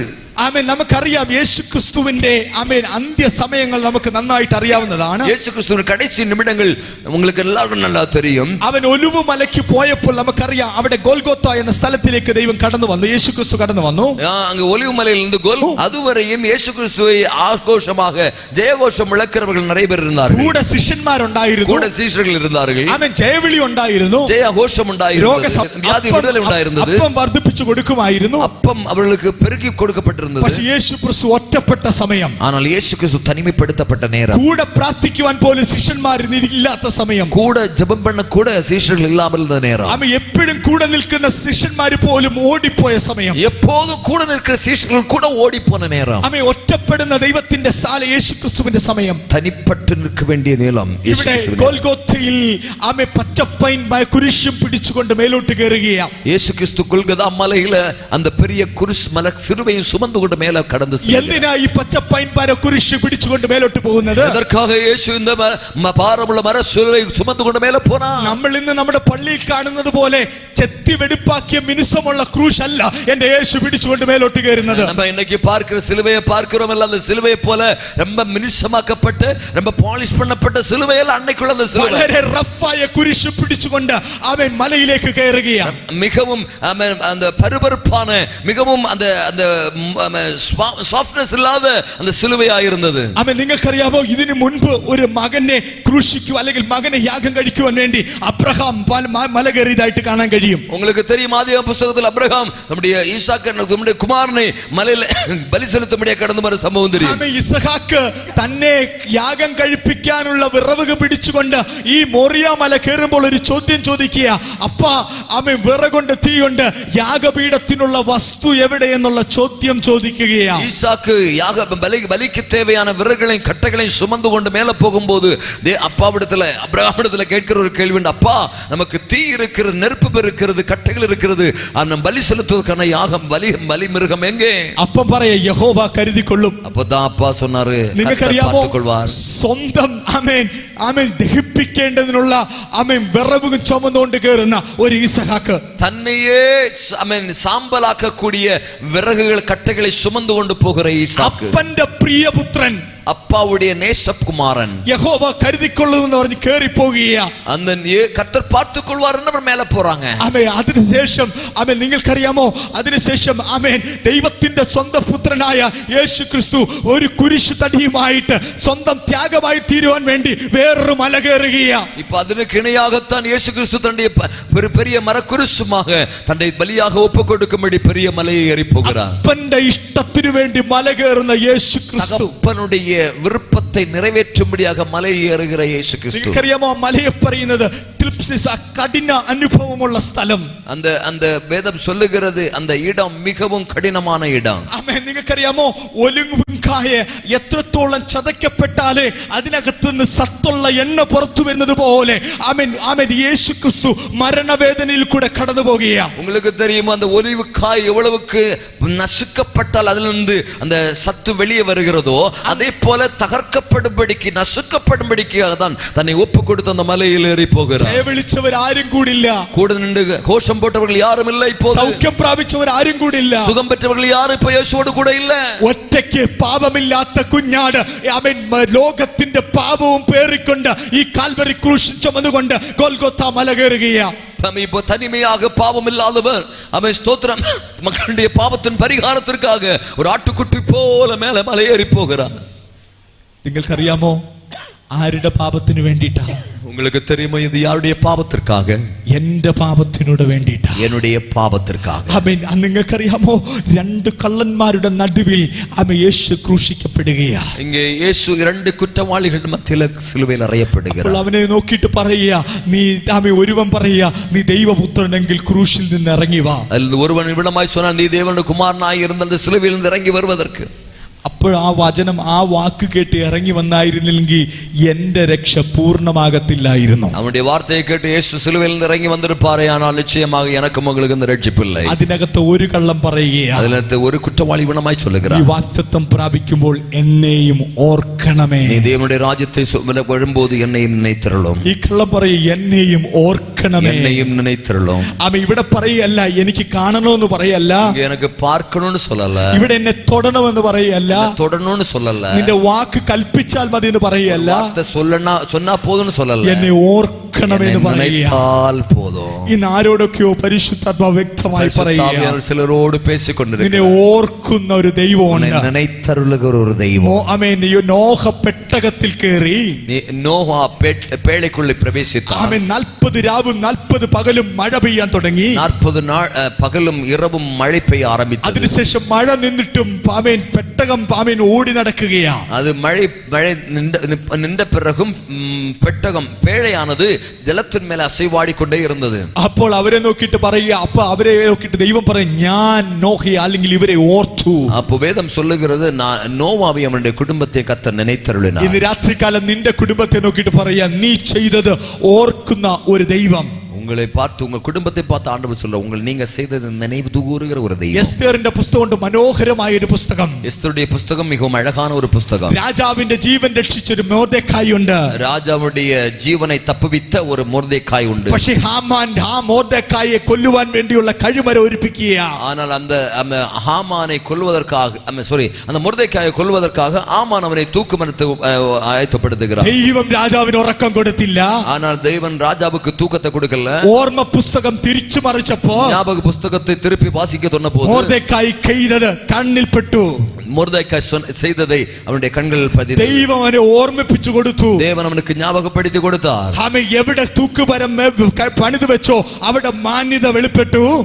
எங்கே அவனுக்காக அந்த கழுகு மரம் ஆயத்தப்படுத்தி வைத்திருந்ததோ അവൻ ദൈവം ഓർത്തു, கர்த்தர் ஞாபகத்தில் வைத்தார். ഇന്ന് രാത്രികാലം എനിക്ക് ചില കുടുംബത്തെ നോക്കിയിട്ട് പറയാനുള്ള ഒരു ദൂതിത, சில குடும்பத்தை பார்த்து இந்த இரவில் ஆவியானவர் சொல்ல ஒரு செய்தி, നീ കാണാൻ ആഗ്രഹിച്ച ദൈവം, நீங்கள் பார்க்க விரும்பின தெய்வம், നീ തൊടാൻ ആഗ്രഹിച്ച ദൈവം, நீங்க தொட விரும்பின தெய்வம், ഒരു വാക്ക് എനിക്ക് വേണ്ടി കൽപ്പിച്ചാൽ മതി ആഗ്രഹിച്ച ദൈവത്തിന്റെ സാന്നിധ്യം, நீங்க ஒரு வார்த்தை சொன்னா போதும் விரும்பின தேவனுடைய பிரசன்னம், അവൻ ഇന്ന് പറയുക, എന്നെ പറ്റി ഒന്ന് ഓർക്കണമേ എന്ന് പറയുക. அந்த பிரசன்னம் சொல்லுகிறது, என்னை ஒன்னு நினைத்தருளும் என்று சொல்லி. നീ ചെയ്തത് മറന്നു കളയാത്തൊരു ദൈവം, நீங்க செய்தது ஒன்றும் மறந்து விடாத தெய்வம், നിന്റെ കുടുംബം ചെയ്തത് മറന്നു കളയാത്തൊരു ദൈവം, செய்தது மறந்து விடாத தெய்வம், ദൈവത്തെ സ്നേഹിച്ച കുടുംബത്തെ മറന്നു കളയാത്തൊരു ദൈവം, தேவனை நேசித்த குடும்பத்தை மறந்து விடாத தெய்வம். ലാസർ മരിച്ചിട്ട് 4-ാം ദിവസമായാലും, ലാസർ മരിத்து 4 நாள் ஆனாலும் അവനെ ഓർത്ത് അവന് വേണ്ടി കടന്നു വരുന്ന ഒരു യേശുവിനെ നമുക്കറിയാം. அவர்களை நினைத்தவளுக்காக இறங்கி வருகிற ஒரு അവനെ വന്നിട്ട് പറയുക, ലാസറെ പുറത്തു വരികയാ. அங்க வந்து பார்த்து சொல்ற, லாசருவே வெளியே வா. ഇന്ന് മരണത്തെ ജയിക്കുന്ന ഒരു ദൈവ സാന്നിധ്യം, இங்க மரணத்தை ஜெயிக்கிற ஒரு தேவனுடைய பிரசன்னம், കല്ലറയെ പൊട്ടിച്ച് പുറത്തു വരുന്ന ഒരു ദൈവ സാന്നിധ്യം, கல்லறையை பிளந்து வெளியே வருகிற ஒரு தேவனுடைய பிரசன்னம். ആമേൻ. പലരും വിചാരിക്കും കല്ലറ കൊണ്ട് അവസാനിച്ചെന്ന്. எல்லாரும் மரணத்தோடு கல்லறைகளை மூடி போகிறது. ഉയർപ്പിന്റെ ശക്തി വ്യാപരിച്ചാൽ നീ പുറത്തു വരും. அந்த இதுல இருந்து உயிர்ப்பின் வல்லமை கிரியை செய்யுமையானால் நிச்சயமாய் வெளியே ഇന്ന് வருவீர்கள். രാത്രികാലം ദൈവസഭയോട് ഒരു ദൂത് എനിക്ക് പറയാനുണ്ട്. தேவசபையை பார்த்து எனக்கு ஒரு செய்தியை சொல்ல உண்டு. നീ യഥാർത്ഥമായി ദൈവത്തെ അന്വേഷിക്കുന്നവരെങ്കിൽ, நீ உண்மையாகவே தேவனை தேடுகிறவர்களாயிருந்தால், ഇന്ന് നിന്നെ തൊടുവാൻ വേണ്ടി ദൈവ സാന്നിധ്യം ഇവിടെ വന്നിട്ടുണ്ട്. உங்களை தொடுவதற்காக தெய்வ பிரசன்னம் இந்த இடத்துல உண்டு. ഇന്ന് നിന്നെ അറിയുന്ന ഒരു ദൈവ സാന്നിധ്യം ഇവിടെ உங்களை വന്നിട്ടുണ്ട്. அறிகிற ஒரு தெய்வ பிரசன்னம் இந்த இடத்துல உண்டு. നിന്റെ വീട്ടിൽ പാർക്കേണ്ട ഒരു ദൈവ സാന്നിധ്യം ഇവിടെ വന്നിട്ടുണ്ട്. வீட்டில் வந்து வசிக்கக்கூடிய தெய்வ பிரசன்னம் உண்டு. നിന്റെ രോഗത്തെ സൗഖ്യമാക്കുന്ന ദൈവ സാന്നിധ്യം ഇവിടെ വന്നിട്ടുണ്ട്. வியாதியை சுகப்படுத்துகிற தெய்வ பிரசன்னம் இந்த இடத்துல உண்டு. നിനക്ക് വേണ്ടി ദൈവപ്രവൃത്തി വെളിപ്പെടുന്ന ഒരു ദൈവ സാന്നിധ്യം ഉണ്ട്. உனக்காக தெய்வ கிரியை வெளிப்படுத்துகிற தெய்வ பிரசன்னம் இதற்குள் உண்டு. ഓ, ഇന്ന് ദൈവ സാന്നിധ്യത്തിന്റെ മറവിൽ ഒന്ന് ഏൽപ്പിച്ചു കൊടുക്കാമോ? தெய்வ பிரசன்னத்துக்குள் உங்களை ஒப்பு கொடுக்க முடியும். യെസ്, ദൈവ സാന്നിധ്യം ഇവിടെ ഉണ്ട്. தெய்வ பிரசன்னம் இதற்குள் உண்டு. എത്ര പേർക്ക് അത് മനസ്സിലാകുന്നുണ്ട്? எத்தனை பேர் அதை புரிந்து கொள்கிறீர்கள்? നിന്നെ തൊടുവാൻ ആ സാന്നിധ്യം ഇവിടെ ഉണ്ട്. உங்களை தொடுபடியா அந்த பிரசன்னம் உண்டு. ഇന്നലകളിൽ മാത്രമല്ല ദൈവം പ്രവർത്തിക്കുന്നത്, ഇന്നെന്ന ദിവസത്തിലും ദൈവം പ്രവർത്തിക്കും. நேற்றைக்கு மட்டுமல்ல தேவன் கிரியை செய்தவர், இன்றைக்கு கிரியை செய்ய வல்லமை உள்ளவர். ഇന്ന് നീ ഇവിടെ വന്നത് വെറുതെ അല്ല. இன்னைக்கு நீங்க இந்த வந்தது வெறுமையாய் போகாது. ദൈവത്തിന്റെ സ്പർശനം ഏറ്റിട്ട് പോകുവാനാ. தேவனுடைய தொடுதல் கூட என்னவர்களாய் கடந்து போக ഇന്ന് முடியாது. യേശു എന്നെ തൊടാതെ അയക്കരുത് എന്ന് എത്ര പേര് പ്രാർത്ഥിക്കുന്നുണ്ട്? கர்த்தாவே என்னை தொடாம நீங்க அனுப்ப கூடாது எத்தனை பேர் ஜெபிக்கிறீங்க? ആമേ. ആ സക്കായിയെ കണ്ട യേശു എന്നെ ഒന്ന് കാണണമേ. சகையை போல இயேசுவே எனக்கு ஒன்று பார்க்க வேண்டுமே. സക്കായിയുടെ വീട്ടിൽ വന്ന യേശു എന്റെ വീട്ടിൽ ഒന്ന് വരണമേ. சகையுடைய வீட்டில் வந்த இயேசு எனக்குள்ள என் வீட்டிலும் வர வேண்டுமே. എന്റെ കുടുംബത്തിന്റെ രക്ഷ നീ തരികയാണല്ലോ. எனக்கு குடும்பத்தின் ரட்சிப்பை நீர் கருதி ஆயத்தப்படுத்தி வைத்திருக்கிறீரே. ഇന്ന് രാത്രികാലം ആരെ ഏൽപ്പിച്ചു കൊടുക്കുന്നു? யாரெல்லாம் அதற்காக ஒப்பு கொடுக்கிறார்களோ ആളുകളായ വിഷയമായിരിക്കാം. உங்களுக்கு பிரச்சனை மிக கொடிதாக இருக்கலாம். വൈദ്യന്മാരാൽ ചികിത്സിച്ച് പരിഹാരം വരാത്തതായിരിക്കാം. மருத்துவர்களாக வைத்தியம் பார்த்து பின்னும் அதற்கு பரிகாரம் தீர்வு வராமல் இருக்கலாம். നീ എന്നെ തൊടാൻ തയ്യാറാണെങ്കിൽ, ஆனால் இயேசுவால் தொடுவதற்காக நீங்க விரும்புகிறீர்களே, ஆனால் എന്നിൽ നിന്ന് ശക്തി പുറപ്പെടും. உங்கள் தேவனிடத்தில் சக்தி வல்லமை நிச்சயமாய் നിന്റെ வெளிப்படும். രോഗത്തെ ഞാൻ സൗഖ്യമാക്കും. உன் வியாதியை கர்த்தர் சுகப்படுத்துவார். ഞാൻ യഹോവ റാഫ. நான் சுகப்படுத்தும் தெய்வம். ഞാൻ യഹോവ റാഫ. நான் சுகப்படுத்தும் தெய்வம். ഞാൻ നിന്നെ സൗഖ്യമാക്കുന്ന യഹോവ. நான் உன்னை சுகப்படுத்தும் யெகோவா. എന്റെ അടിപ്പിണരാൽ നിനക്ക് സൗഖ്യം വന്നിരിക്കുക. തഴുമ്പുകളാൽ ഉനക്ക് സുഖം വന്നിരിക്കുന്നത്. നിന്റെ ക്യാൻസറിന് വേണ്ടി ഞാൻ അടിപ്പിണരേറ്റപ്പെട്ടു. ഉനക്ക് ക്യാൻസർ കട്ടിക്കാக நான் உடைக்கப்பட்டேன். നിന്റെ ശാപത്തിന് വേണ്ടി ഞാൻ ത്യാഗമായി തീർന്നു. உன் சாபத்திற்காக நான் பலியானேன். ഇന്ന് രാത്രി ഏൽപ്പിച്ചു കൊടുക്കാമോ? എത്ര പേർക്ക് ഒപ്പ് കൊടുക്കാൻ முடியும் இந்த இரவுல? ഇന്ന് രാത്രി നിന്റെ മേൽ കരം വെക്കാൻ എന്റെ യേശു ഇവിടെ വന്നിട്ടുണ്ട്. യേശു உங்கள் மேல கை வைப்பதற்காக യേശു இந்த இடத்துல வந்திருக்கிறார். ഒരു നിമിഷം ഒന്ന് എഴുന്നേറ്റ് നിൽക്കാമോ? ஒரு நிமிஷம் எழும்பி நிற்க முடியுമോ? ദൈവ സാന്നിധ്യം എന്റെ മേൽ ഒന്ന് പകരപ്പെടുവാൻ വേണ്ടി യേശുവിன் பிரசன்னம் உங்கள் மேல கிரியை செய்யும்படிக்கு എനിക്ക് മറ്റൊന്നും വേണ്ടപ്പാ. எனக்கு വേറെ ഒന്നും വേണ്ടപ്പാ. എനിക്ക് അങ്ങയുടെ സാന്നിധ്യം മതി. எனக்கு உம்முடைய பிரசன்னம் போதும். ഇന്ന് നിന്നെ തൊടുവാൻ വേണ്ടി പരിശുദ്ധാത്മാവ് ഇവിടെ വന്നിട്ടുണ്ട്. உங்களை தொடும்படியாக பரிசுத்தாவி என்னிடத்தில் உண்டு. ആരെങ്കിലും ആഗ്രഹിക്കുന്നുണ്ട് എനിക്ക് ആത്മാവിന്റെ നിറവൊന്ന് വേണമെന്ന്? யாரெல்லாம் விரும்புகிறீங்க எனக்கு ஆவியின் நிறைவு ஒன்று வேண்டும் என்று? ആമേൻ. എനിക്ക് ആ ദൈവ സൗഖ്യം ഒന്ന് വേണമെന്ന് ആരെങ്കിലും ആഗ്രഹിക്കുന്നുണ്ടോ? எனக்கு தேவனுடைய விடுதலை எனக்கு ஒரு வேண்டும் என்று எத்தனை பேர் விரும்புகிறீங்க? ഇന്ന് രാത്രികാലം പരിശുദ്ധാത്മാവ് നിന്നെ തൊടുന്ന രാത്രിയായി മാറുകയാണ്. പരിശുദ്ധാവി உங்களை தொடுகிற இரவு. എത്ര വലിയ വിഷയമായിക്കോട്ടെ, எவ்வளவு பெரிய பிரச்சனையாயிருந்தாலும், എത്ര വലിയ രോഗമായിക്കോട്ടെ, எப்படி பெரிய வியாதியாயிருந்தாலும், എന്റെ ദൈവത്തിന് കഴിയാത്തതായിട്ടൊന്നുമില്ല. தேவனால் கூடாத காரியம் ஒன்றுமில்லை. അല്പനേരം ഉയരത്തിലേക്ക് ഒന്ന് നോക്കിയാട്ടെ. கொஞ்ச நேரம் பரலோகத்துக்கு நேரா உன் கண்களை ஏறெடுக்கலாமே. ആണിപ്പഴുതുള്ള കരം ഇന്ന് നിന്റെ അരികിലേക്ക് വരികയാണ്. ஓ, அந்த ஆணியில் அடிக்கப்பட்ட கரம் உன் பக்கத்தில் வருகிறது.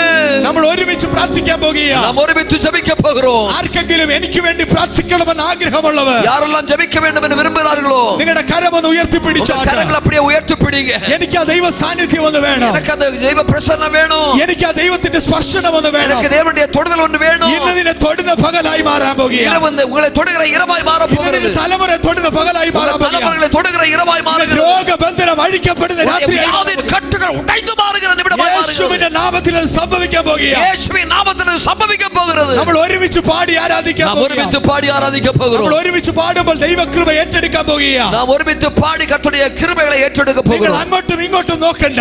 அந்த பக்கம் இந்த பக்கம் பார்க்க கூடாது. നിന്നെ തൊടുന്നവൻ ദൈവ സാന്നിധ്യത്തിൽ അടുത്ത് വന്നിട്ടുണ്ട്. உங்களை தொடுகிற ஒரு தெய்வ பிரசன்னம் இதற்குள் உண்டு. അവൻ ദൈവകൃപ ഇന്ന് പെരുകാൻ പോകുകയാണ്. ദൈവ கிருபை ഇതിൽ പെരുക പോകുகிறது. നീ അറിയാത്തൊരു ദൈവ സാന്നിധ്യം കണമായി വെളിപ്പെടുകയാണ്. நீங்க അറിയാതിരിக்கிற தெய்வ பிரசன்னம் இதற்குள் மகிமையாய் வெளிப்பட்டு கொண்டிருக்கிறது. അല്പനേരം ഒന്ന് ഏൽപ്പിച്ചു കൊടുക്കാമോ? கொஞ்ச நேரம் அப்படியே ஒப்பு கொடுப்போமா? നിന്നെ സൗഖ്യമാക്കുന്ന യഹോവയുടെ സാന്നിധ്യം, உங்களை சுகப்படுத்துகிற தேவனுடைய பிரசன்னம், നിന്നെ സൗഖ്യമാക്കുന്ന ദൈവത്തിന്റെ കൃപ, உங்களை சுகப்படுத்துகிற தேவனுடைய கிருபை, നിന്റെ മുട്ടുവേദന യേശുവിന്റെ നാമത്തിൽ മാറിപ്പോകട്ടെ. உங்களுடைய முட்டின் வேதனை இயேசுவின் நாமத்தில் மாறி போகட்டும். നിന്റെ ഡയബറ്റിക്സ് യേശുവിന്റെ നാമത്തിൽ മാറിപ്പോകട്ടെ. பிரச்சனைகள் இயேசுவின் നാമത്തിൽ மாறி போகட்டும். നിന്റെ കൊളസ്ട്രോൾ യേശുവിന്റെ നാമത്തിൽ മാറിപ്പോകട്ടെ. கொலஸ்ட்ரால் இயேசுவின் நாமத்தில் மாறி போகட்டும். ബ്ലോക്ക് യേശുവിന്റെ നാമത്തിൽ മാറിപ്പോകട്ടെ. ஸ்ட்ரோக் இயேசுவின் நாமத்தில் சுகமடைவதாக. ഇപ്പോൾ ദൈവപ്രവൃത്തി വെളിപ്പെടുകയാണ്. தேவ கிரியை வெளிப்பட்டுകൊണ്ടിருக்கிறது. ഇവിടെ നിന്ന് പ്രാർത്ഥിക്കുമ്പോൾ നിന്റെ കുടുംബത്തിൽ വിടുതൽ അയക്കപ്പെടുകയാണ്. இங்கே ஜெபிக்கும்போது உங்க குடும்பத்திலே விடுதலை தேவனுடைய நடந்துകൊണ്ടിருக்கிறது. വിശ്വാസത്തോടെ ഏൽപ്പിച്ചുകൊട്. விசுவாசத்தோடு ஒப்புக்கொடுங்க. നമുക്ക് ഒരുമിച്ച് പാടാം. ഒരുമിച്ച് പാടി ആരാധിക്കാം. ഒരുമിച്ച് കരങ്ങൾ അടിച്ച് പ്രാർത്ഥിക്കാം. ഒരുമിച്ച് കരങ്ങളെ തട്ടി ആരാധിക്കാം. ദൈവത്തിന്റെ സൗഖ്യം ഇവിടെ വെളിപ്പെടാൻ പോകുകയാണ്. தேவனுடைய விடுதலை இந்த இடத்துல வெளிப்பட போகிறது. ആമേൻ. പാടിയാട്ടെ. ഹല്ലേലൂയ. ഒരു വാക്കുമതി എനിക്കതു മതിയേ, ഒരു വാക്കുമതി എനിക്കതു മതിയേ, ഒരു വാക്കുമതി എനിക്കതു മതിയേ, ഒരു വാക്കുമതി എനിക്കതു മതിയേ. എന്റെ പുറക്കകത്തു വരാൻ ഞാൻ പോരാത്തവനാലേ, എന്റെ കൂടെ നെറിപ്പാടും ഞാൻ പോരാത്തവനാലേ, എന്റെ പുറക്കകത്തു വരാൻ ഞാൻ പോരാത്തവനാലേ, എന്റെ കൂടെ നെറിപ്പാടും ഞാൻ പോരാത്തവനാലേ. ഒരു വാക്കുമതി എനിക്കത് മതിയേ, ഒരു വാക്കുമതി എനിക്കത് മതിയേ, ഒരു വാക്കുമതി എനിക്കത് മതിയേ, ഒരു വാക്കുമതി എനിക്കത് മതിയേ. എന്റെ പുറക്കകത്തു വരാൻ ഞാൻ പോരാത്തവനാലേ, എന്റെ കൂടെ നെറിപ്പാനും ഞാൻ പോരാത്തവനാലേ, എന്റെ പുറക്കകത്തു വരാൻ ഞാൻ പോരാത്തവനാലേ, എന്റെ കൂടെ നെറിപ്പാനും ഞാൻ പോരാത്തവനാലേ. അസാധ്യമൊന്നും നിന്നിൽ ഞാൻ കാണുന്നില്ലേ, അധികാരത്തിൽ നിന്നെ പോലാരുമില്ലേ. അസാധ്യമൊന്നും നിന്നിൽ ഞാൻ കാണുന്നില്ലേ. അധികാരത്തിൽ നിന്നെ പോലാരുമില്ലേ.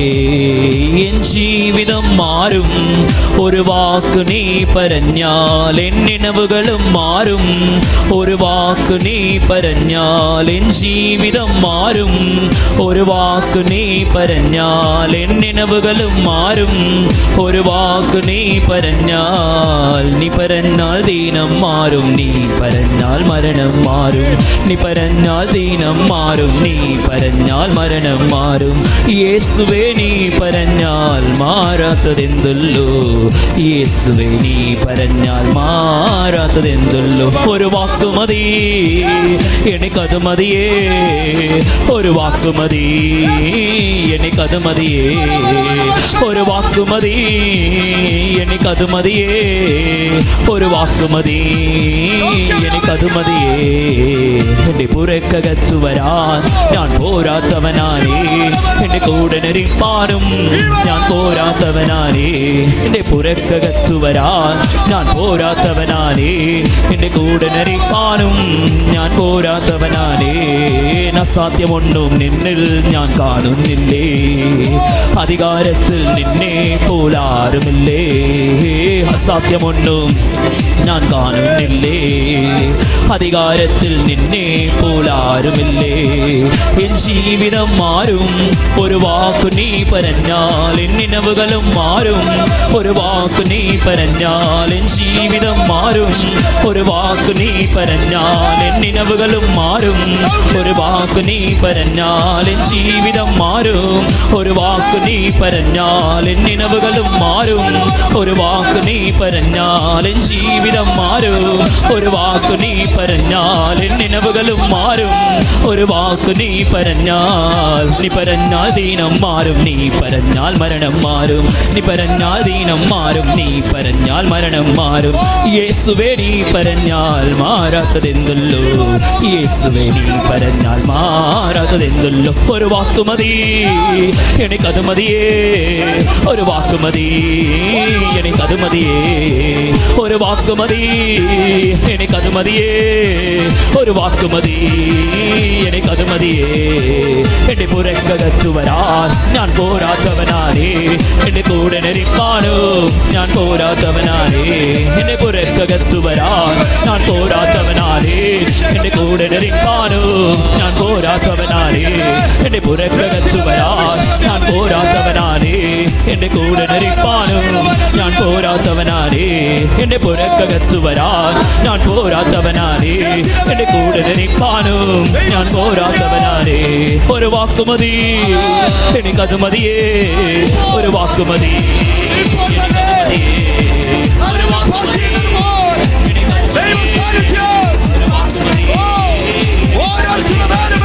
ഒരു വാക്ക് മതി.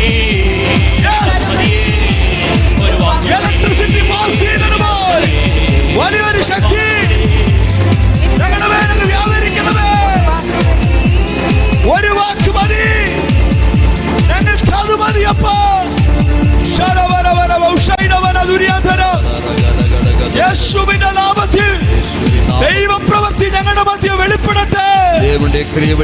ദൈവ നിയോഗം വെളിപ്പെടട്ടെ. അധികാരം ഇതിനകത്ത് വെളിപ്പെടട്ടെ. അഭിഷേകം ഇതിനകത്ത് വെളിപ്പെടട്ടെ.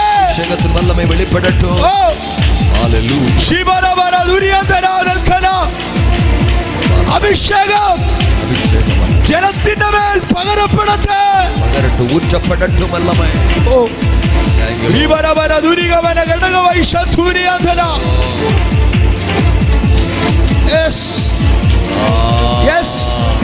Receive it.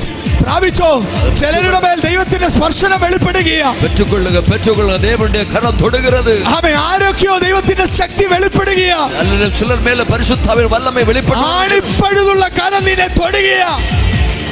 രോഗസൗഖ്യം നിന്റെ മേൽ തൊടുകയാണ്. ഓ ശരബബബ ശതോരിയാന്തര ഏൽപ്പിച്ചു കൊടുത്താട്ട്.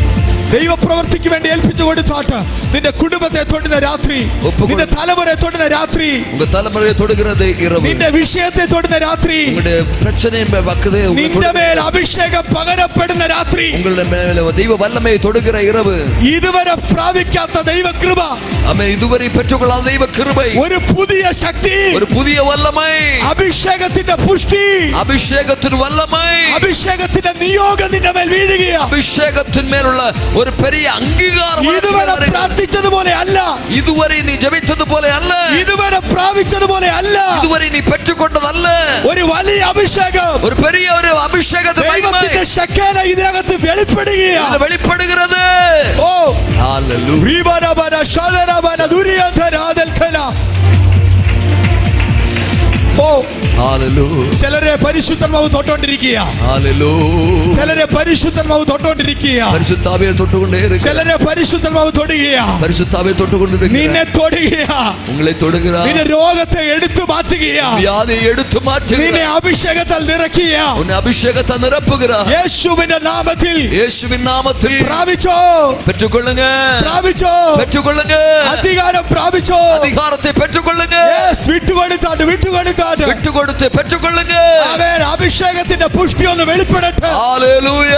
നുകത്തിന്റെ കയറുകൾ പൊട്ടി മാറട്ടെ.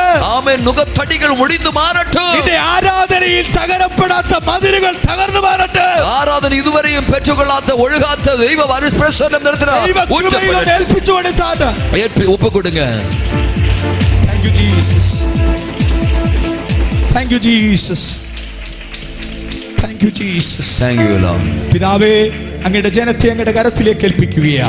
പിതാവേ, இந்த ജനത്തെ ഇവിടെ കരത്തിൽ ഒപ്പുകൊടുக்கிறேன். കരമുയർത്തിയ അങ്ങയുടെ ജനത്തെ അങ്ങ് സൗഖ്യമാക്കിയിരിക്കുകയായി സ്തോത്രം. കരമുയർത്തുന്ന നമ്മുടെ ജനത്തെ ചിലരുടെ മേൽ പുതിയ അഭിഷേകം അങ്ങ് പകരപ്പെട്ടതിനായി സ്തോത്രം. ചിലർ മേൽ പുതിയ അഭിഷേകത്തെ നീ പകർന്നു. ചില കുടുംബത്തെ അങ്ങ് വിടുവിച്ചതിനായി സ്തോത്രം. ചില കുടുംബങ്ങളെ കർത്തർ വിടുതലപ്പെടുത്തുന്നു. ചില മാറാരോഗത്തെ ദൈവം സൗഖ്യമാക്കിയതിനായി തീരാവ്യാധിയെ കർത്തർ സുഖപ്പെടുത്തുന്നതിനായി നമുക്ക് നന്ദി. ഞങ്ങൾ സാക്ഷ്യങ്ങൾ കേട്ടാട്ട ആണ്ടവരേ, സാക്ഷികൾ കേൾക്ക ഉദവി അങ്ങനെ ചെയ്യുന്നതിനായി സ്തോത്രം. அப்படி செய்ததனால் உமக்கு நன்றி. യേശു ക്രിസ്തുവിൻ നാമത്തിൽ യേശുവിൻ നാമത്തിൽ പിതാവേ, ദൈവം അനുഗ്രഹിക്കുമാറാകട്ടെ. ആമേൻ. കർത്തർ ഉങ്ങളെ ആശീർവദിപ്പാറാകട്ടെ.